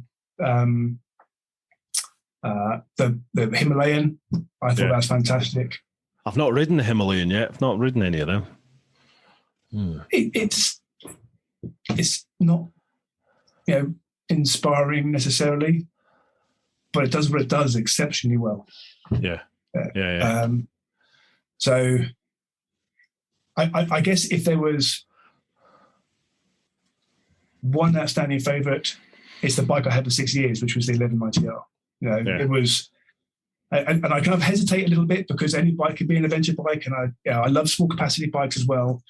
And I've had enduro bikes, I've had 2 690s, I've had small bikes, but that's the bike I've had the longest. I rode it on road trips. I rode it around Walters Arena, on Touratech events and stuff. And I did an amazing 8-day adventure across the Pyrenees off-road on it with normal tires and radial kit. So it's that KTM engine, man. Yeah. Smiles in the miles. Yeah, 1190. That's the one I pick. I like it. Have you tried the new... you've taken out the new Super Adventure S, haven't you? No, I haven't. No, but I've got I thought you did. No.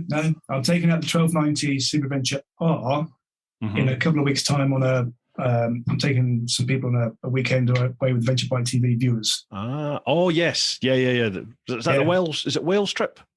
Yeah. And if anybody wants to come, there's still spaces. I don't know. I put a link. I did put a post of that on my social media. I think on Facebook or something like that. Yeah. So folks, if you're interested, get in touch. Yeah. Nice one. Next one, Brian McManus. Hi to you both and all listening. Hope everyone is well. My question to you both is: here we go. When you throw a ball for a dog and it brings it back, is it 1, because it loves to chase and catch it, or 2, it thinks you love throwing it, so my human loves throwing this ball and can do it for hours? So, does the dog chase the ball for itself or to please you? For itself. Do you think? I think it's a bit of both.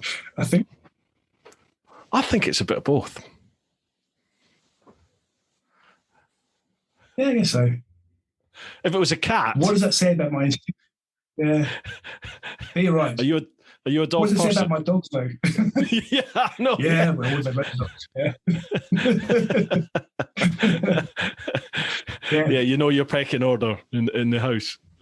No, I think, certainly with my dog, I think my dog loves to chase the ball, but it likes to bring it back because initially she wouldn't. Initially, she would just get the ball and then bury it somewhere.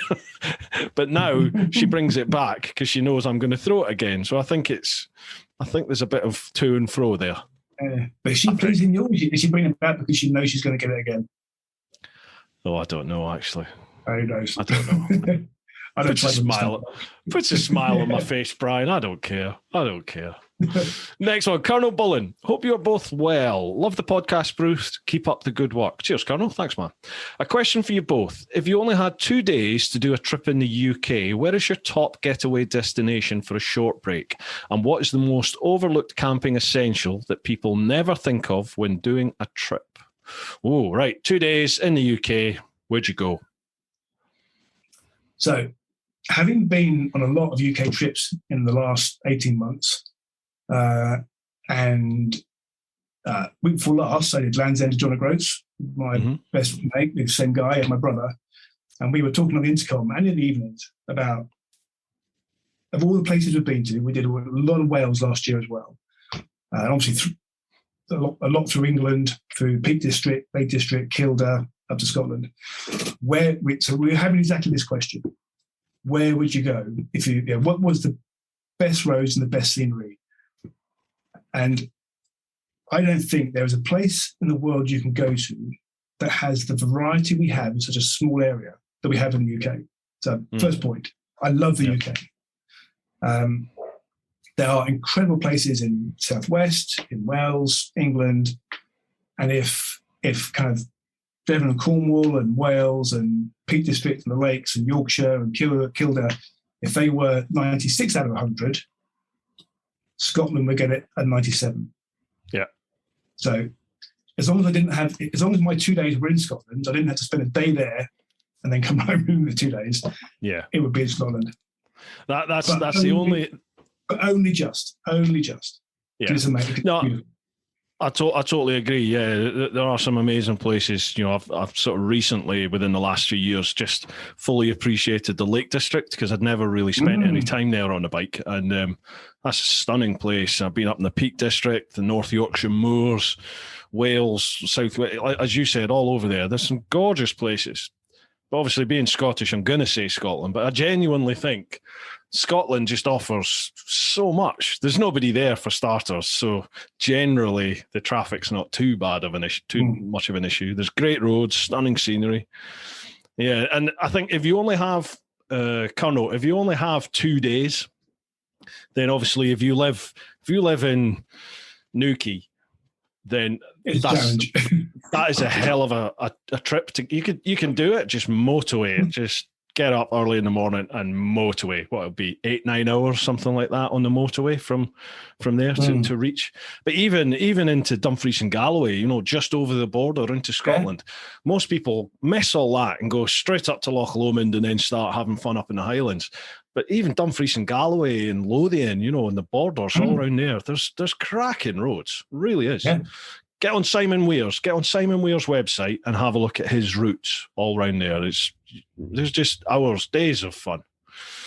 So yeah, Scotland. We'll go Scotland. Yeah. Right. Okay. The second part of his question: what's the most overlooked camping essential that people never think of when doing a trip?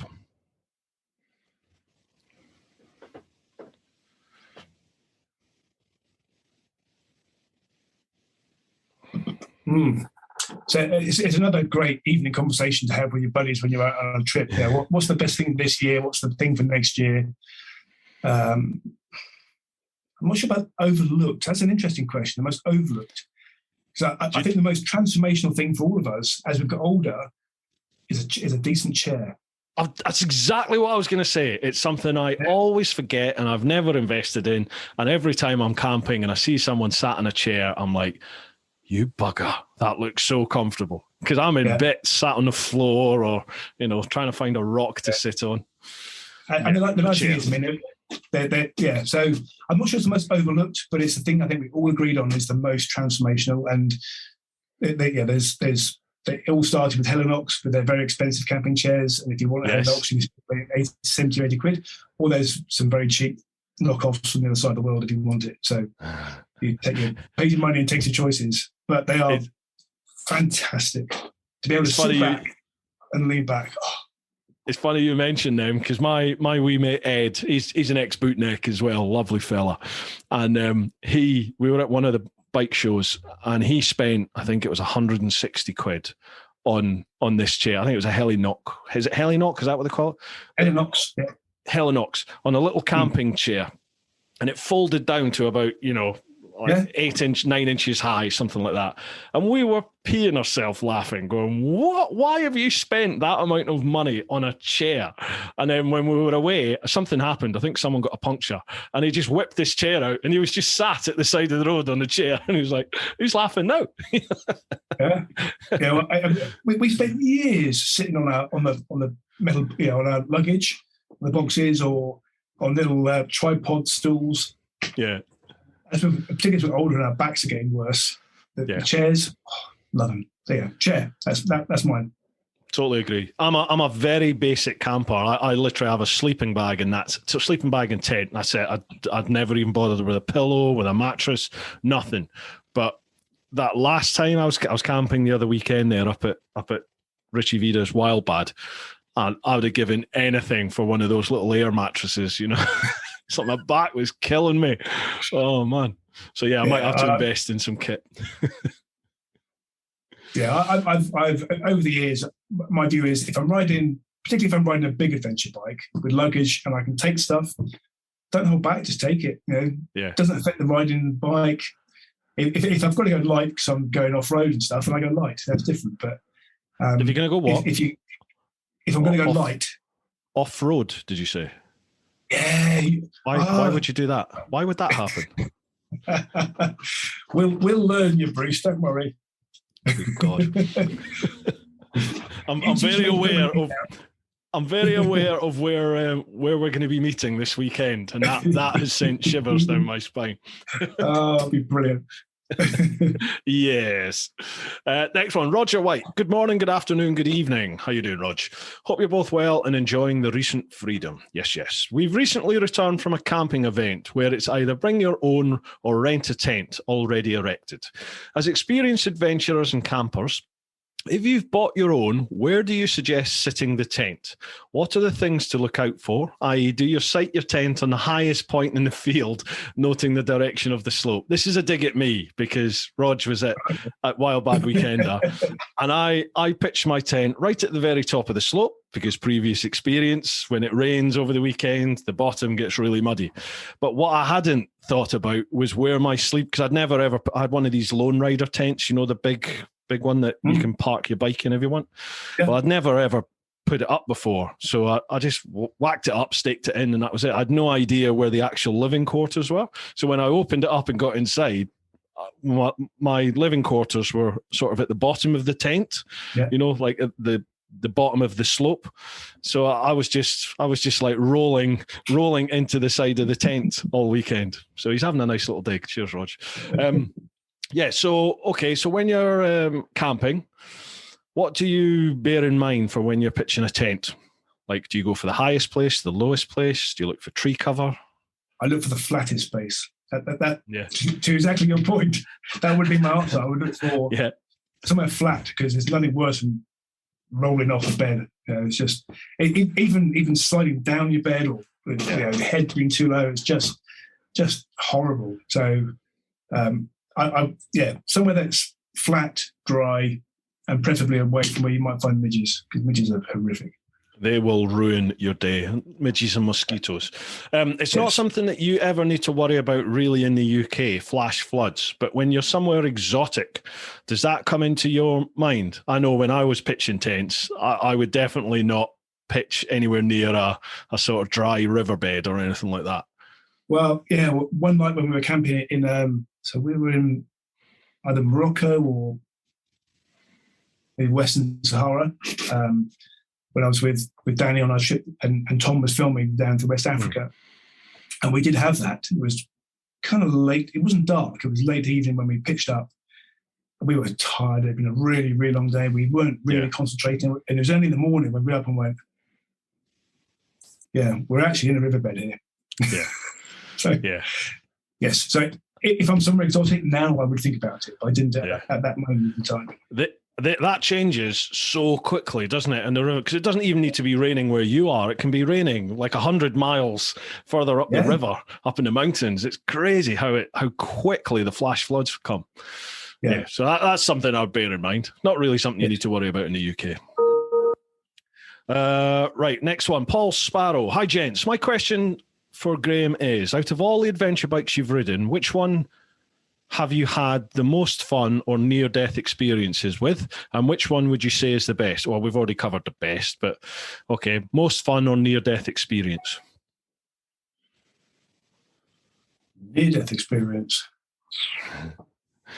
I would like. Hand on the heart, I don't think I've had a near-death experience on any of the adventure bikes I've ridden.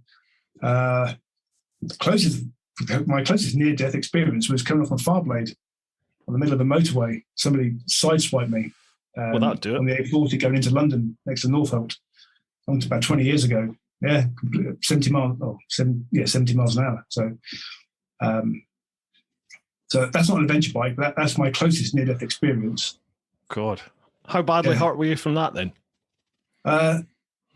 I'm actually incredibly lucky. I just bruised my back. So I hit either some part of the central reservation, but I didn't hit the car in front of me. God. Nobody ran over me. Mate, you were lucky. I closed the motorway. That was quite cool. It was you. It was me. I couldn't stand up. I had to be lifted into the ambulance, but a few hours later, I could walk. So I was just badly bruised. So I was very lucky. Wow. But full leathers, always wear the right clothing, and I've always done that. Always done that. Yeah, definitely. I definitely shouldn't be here. I had a big crash in Germany the day after I'd done the Nürburgring, survived that, and then the next day was just taking some mates round the Black Forest, and totally my own fault. Too quick going round a bend, hit some where the overbanding is. You know, the overbanding it was going right up the middle of the road, sort of joining two bits of tarmac, and the overbanding had come away. So I'm assuming just traffic going over the top had taken it away. So I was way too fast, knee on the deck, trying to be Valentino Rossi going around this corner. And as the bike sort of drifted across that middle section, the front just washed out, but it wasn't violent. You know, I'm still looking around the bend, and I just, out the corner of my eye, I just saw my bike pirouette. So I looked, and there's my bike, and it sort of hit the curb and just rocketed up over the trees and down into the valley. And I could see that I'm heading the same way. So I sort of flipped on my back, and the next thing I was just aware of like whooshing noises, and then watching the road disappear up into the air as I'm falling down into the valley. And I was just waiting for the crunch. And it was literally like, I'm not a religious man, but it was like something came out and just like took hold of me and just put me on the ground. And it's where I got caught in the trees and the shrubs. Yeah. And that basically broke my fall. And I ended up feet down the hill, head up the hill, in a crucifix, my mate said. I was in a crucifix. And broke my back, popped my shoulder, done my ribs. Yeah, proper mashed myself up. Yeah. So I shouldn't have been here. So I went under the Armco, you know, the Armco at the side of the road. I've gone under that, and you know, we were well over triple digits at speed, and I've gone through that. And my mates went and took their helmets, and if you put your helmet sort of lying this way, it doesn't fit. You'd have to turn your head to get it to go under. Somehow I've turned my head and I've gone straight under it at speed. So yeah, I think that was all 9 lives. Yeah, don't ride like that anymore. Right, we still got 3 questions on Patreon. We haven't even got to the other social media platforms. That's fine. I'm fine for time. So are you sure? Right, we'll crack through as quick as we can. Pete English. Oh, here we go. Hi, guys. Hope you're both fitting well. Really looking forward to the upcoming TV show. Me too, Pete. Me too. Question. Name something an ex-girlfriend was better at doing than your wife. Oh, no. Good luck. Cooking. That's me sorted. Over to you.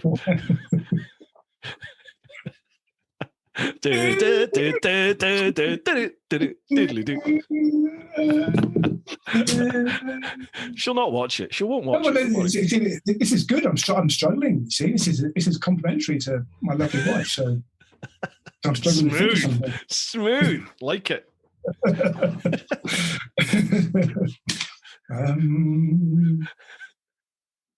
Can't think of anything. Nothing springs to mind. That's weak. Come on, there must be something. I'm not letting you off with that one.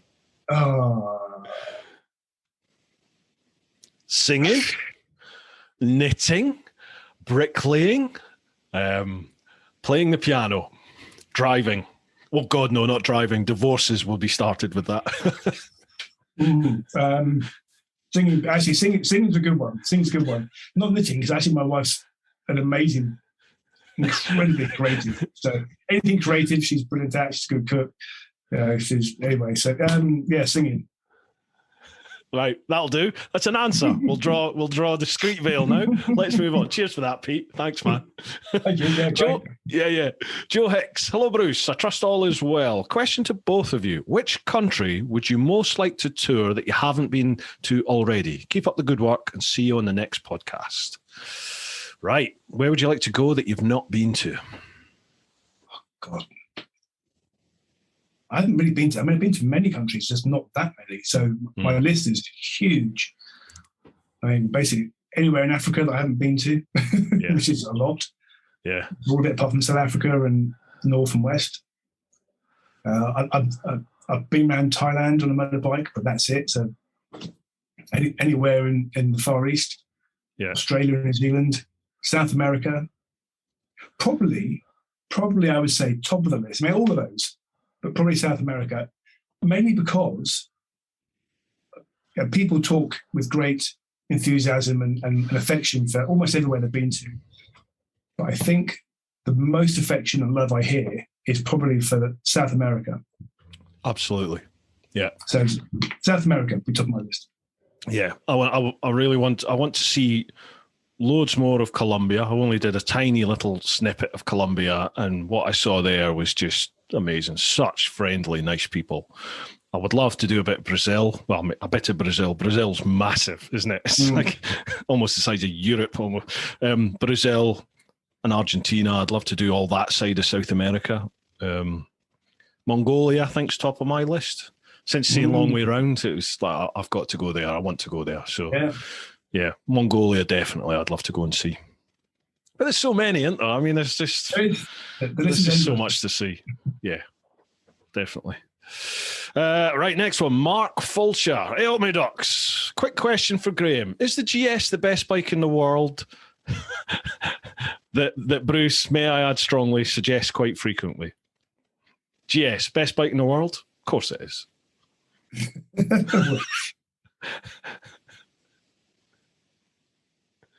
Is he seriously asking me that? Do I think the GS is the best bike in the world? He is. Because I'm always saying it's the best bike in the world.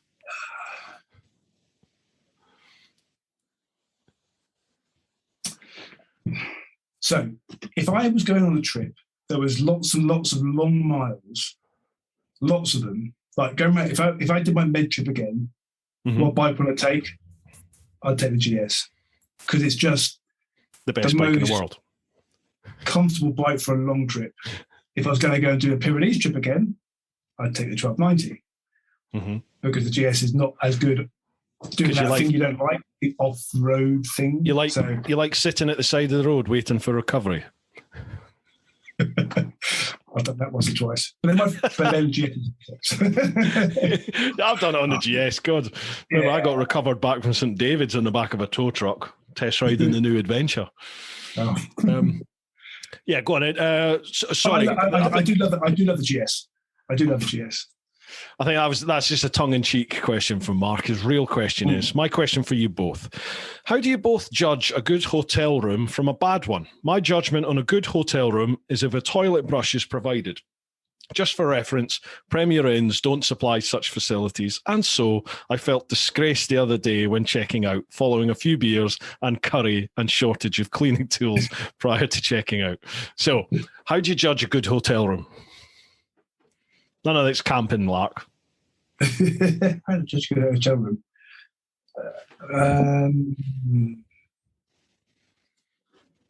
If we're kind of talking UK type hotels, for me, it's always the quality of the pillow. Oh yeah, it's got to be good pillow. If we're talking foreign hotels, when you could be talking bugs in the bed, it's got a window.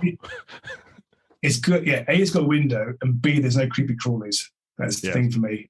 Can't be doing creepy crawlies in any shape or form. What is the worst hotel room you've ever stayed in? I've got one that springs to mind instantly. Yeah, likewise. When I was a student, did what they used to call a jail run. So how far away can you get from your university without spending any money in 24 hours? I got as far as Paris. Wow. And with the same chap who I do my bike riding with now, and we booked into this hotel in the student quarter. The bath just had this kind of scum of yellow around it. The bed sheets were crispy, and there were rats. So that was my worst one. Wow.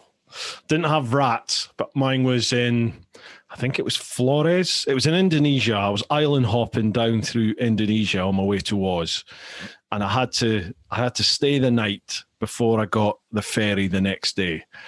And I just found this sort of motel place, and it was horrific.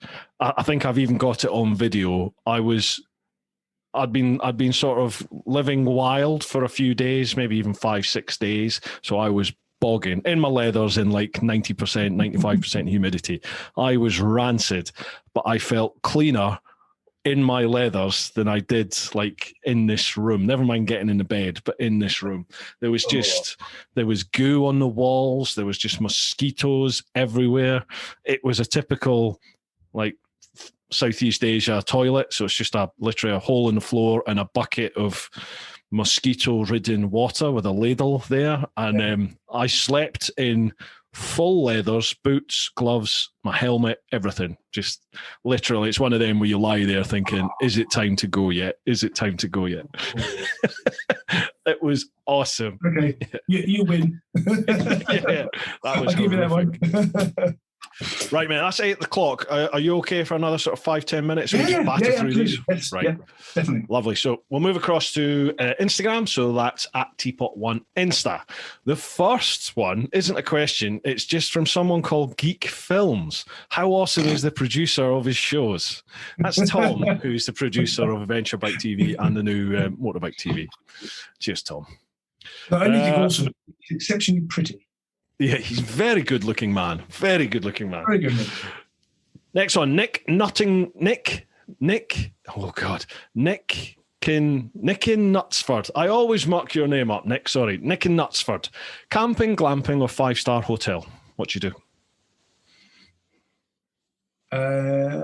I like all of the above, depending on the occasion, but my heart is always in camping.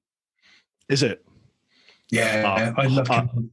I would take a shitty motel room over camping if there was any option, just because I'm conscious of toilet facilities. I never feel like I can, pardon the expression, I never feel I can get the job done properly when I'm out in the woods, and I'd much rather be in a proper toilet. Yeah. Plus the amount of electrics.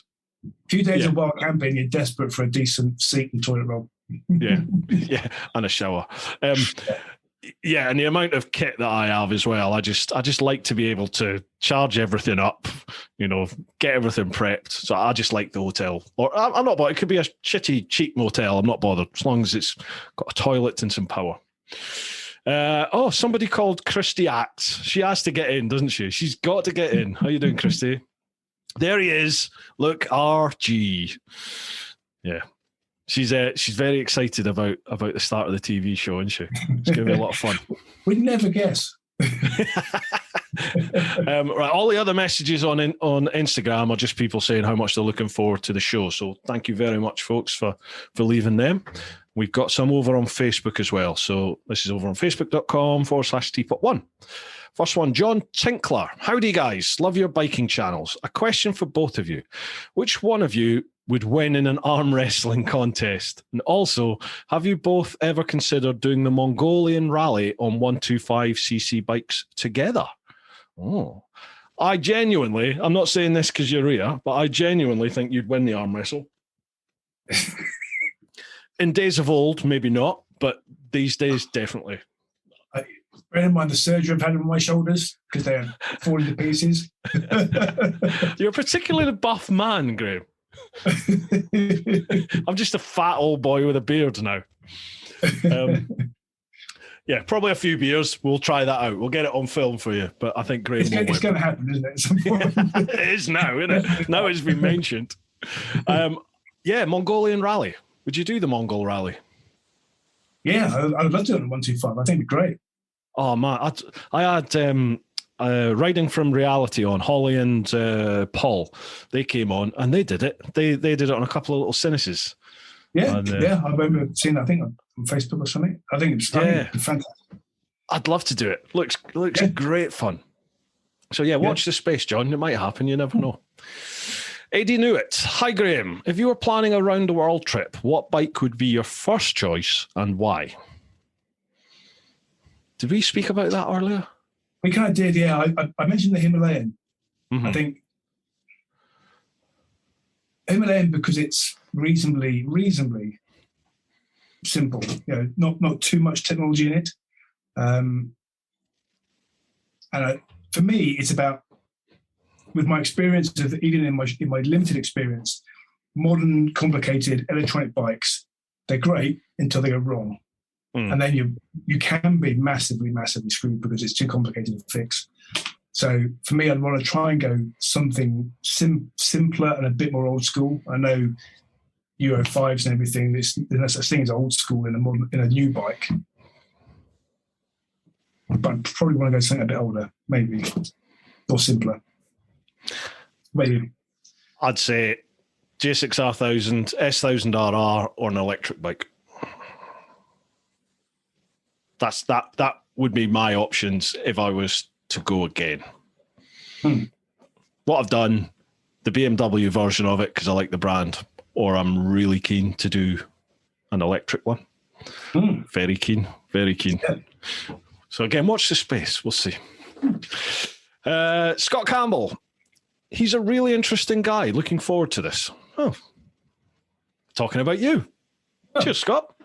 Thank you very much, Scott. Next one, Simon Broom. Hi, both. Trust you're both well. All good, thank you.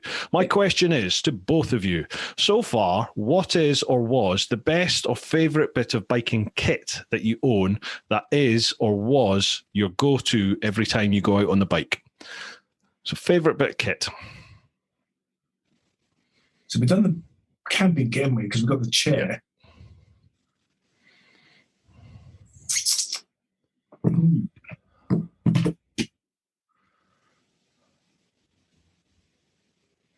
I love being able to have my helmet camera, music, and listen to shit when I'm riding. Yeah. So any form of Bluetooth, helmet, camera, intercom system, I think is probably. I mean, it's obvious. It's kind of more obvious stuff about gloves and stuff, but that's the one for me. I think that'll be mine. I never, ever used to listen to music. I never used to have comms. I was never interested in it. For me, biking was getting away from all that. And then on my world trip, I had a little iPod, a little nanopod thing, you know, the little square things. And I started listening to, when I got to the States, I started listening to, I think I bought it in like a Best Buy or something. And I was just listening to music when I was just in the middle of nowhere on the big open American roads. And that just got me into it. And now, obviously, I've got the old Cardos, and I'm always listening to predominantly podcasts. I'm predominantly always listening to like Joe Rogan or Two Bears in One Cave. That's a Tom Segura and Burt Kreischer podcast. They have me in stitches. But I'm just generally always listening to a podcast. If I'm not filming, I'm just listening to that as I go. So, yeah, I think I'm the same as you. Just the comms kit, which sounds a little bit sort of weird, doesn't it? It's a bit weak. Yeah, I kind of feel like I'm letting the side down a little bit by saying that, but it is. It's yeah. And also when I'm traveling with a buddy, being able to chat to each other while you're talking. I mean, you can turn it off, of course, because sometimes you want a bit of space in your head. And if I'm really riding something that I want to be technical at, I don't listen to anything, but. The trip we did from Land's End to John O'Groats, I was talking to my brother or my friend a lot of the time. Yeah. Putting the worlds to right at some points. Yeah, you are. Yeah. I mean, I think it's every bit as cathartic as being alone in your helmet, isn't it? Just having someone that you can just chat away with as you go, definitely. And as you said, you can turn it off. Sorry, go on. Well, equally, I've had to pull over because I've been laughing so much. Some stupid thing we've talked about. It was naming motorcycles. We were giving motorbikes a name. I was tears running down. I had to pull over. I just couldn't ride. It was so fun. It was so stupid. It was so fun. I was going to say my other option, which is probably equally as sort of feeble, really, is my mobile phone, because it allows me to plot routes. It allows me to do a quick bit of research about if you go by somewhere or you stop at somewhere and say, what's that? You can just Google it. Oh, wow, that's worth seeing. All right, let's go and have a look at that. You can find campsites. You can find digs. You can, God, like for me, social media, it's just everything's so instant now, isn't it? So, yeah, I think the mobile phone is something I'll definitely always have with me because I use it for navigation and I film with it. I do everything with it now. Yeah, likewise. Yeah, I'm not really caring what bike I'm on, to be honest, as long as I'm just away and travelling. Yeah, honestly. Next one, Thomas Olison. What is the worst adventure bike you've ever ridden? Worst. Cool. comes down to your definition of adventure bike as well. So it's almost like, what's the worst? Because any bike can be an adventure bike. Well, what's the worst bike I've ever ridden? Yeah. I get asked this all the time, and let me see what you think. See, I just love riding bikes, and I don't really care whether they're good, bad, indifferent. I just love riding anything on two wheels. Yeah, yeah. I enjoy the experience, I just love it. For me, I can't think of a bike that I've ridden and gone, this is dog shit. I'm not enjoying it. I just enjoy it. But I've ridden some bikes that haven't got particularly great reliability for me in my own experience. Sadly, they were KTMs. But having said that, they are the bikes that I've enjoyed riding the most because they've made me feel young. It's that hooligan element, you know. It's the KTM engine that just does it for me. And I was very close to thinking, oh, I might. The next bike might not be the tractor. It might have to be one of these KTMs here, but we'll see. But yeah, I can't think of a bad bike.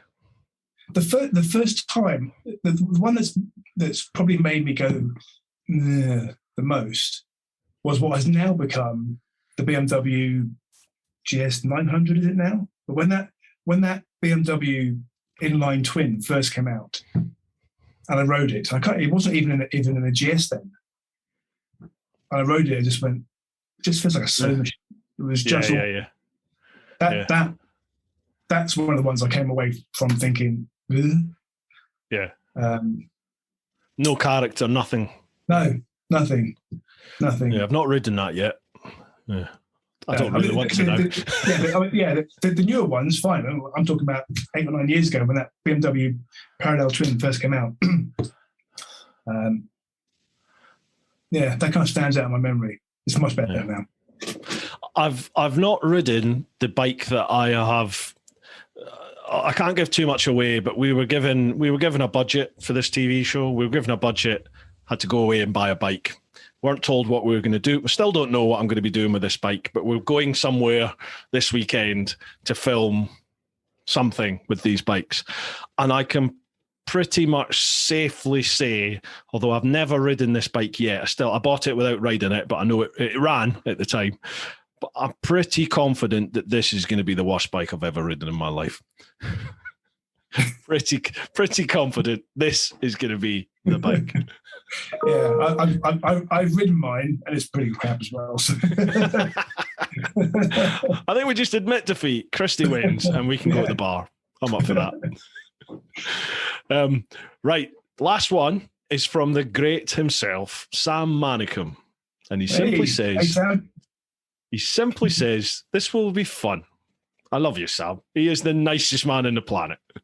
He is. He's wonderful. We've done it. We got through all the questions. Fantastic. Sorry to take you over your time there, take you away from your kebab night with your boy. Perfect. Yeah. Dude, before we shoot, is there anything you want to plug? Is there anything you want to anyone you want to give a shout out to? Adventure Bike TV, Motorbike TV, coming to on your screens or coming to your screens soon. I can't wait to get filming with Bruce and Kristy for Motorbike TV. Me too. I talked about the motivational speaking, grahamhoskins.com if you're interested. And if you're interested in coming on any trips with the crew, Tom, me, maybe even Bruce and Kristy in the future, keep an eye out on Adventure Bike TV's social media page. Road trips, we're going to do some next year. Awesome. So where's that? Is that on your Facebook page? Or was that on the website? I think we have Adventure Bike TV. I can't remember. You can tell how prepared I am. It rolls off your tongue so smoothly because you're so good at this. So Adventure Bike TV's got some links to the website, but on Adventure Bike TV's website, so adventurebiketv.com, there's one of the links at the top has road trip on it. So we're doing one in a couple of weeks. As I said, there's spaces on that. Awesome. But we'll be doing a load next year. And if anybody's got any ideas or thoughts or kind of comments on what they would like to see as a weekend road trip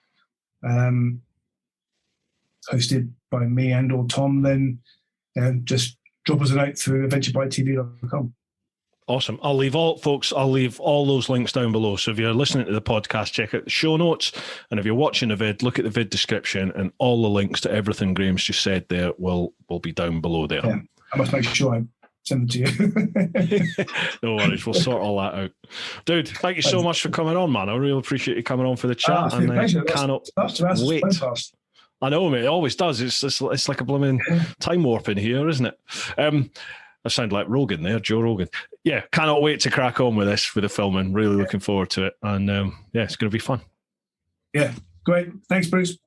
Awesome. I'll see you tomorrow. Yeah. See you, buddy. All right, bud, take it easy. Folks, hope you've enjoyed this one. Thank you very much for all your questions. Those of you who have submitted them, it really is a massive help, and you guys have now become pretty much what this podcast is all about. So keep your eyes on my social media, on Instagram and on Facebook, and obviously if you're part of the clan, you'll know when I've got new guests because I'll post up there. So leave your questions in the comments when I post up who's coming on the podcast, and we will get them included. All right, folks, keep doing your thing. Look after those that you love. Get on out there whenever you can and live your life. Woo-ha! Bye.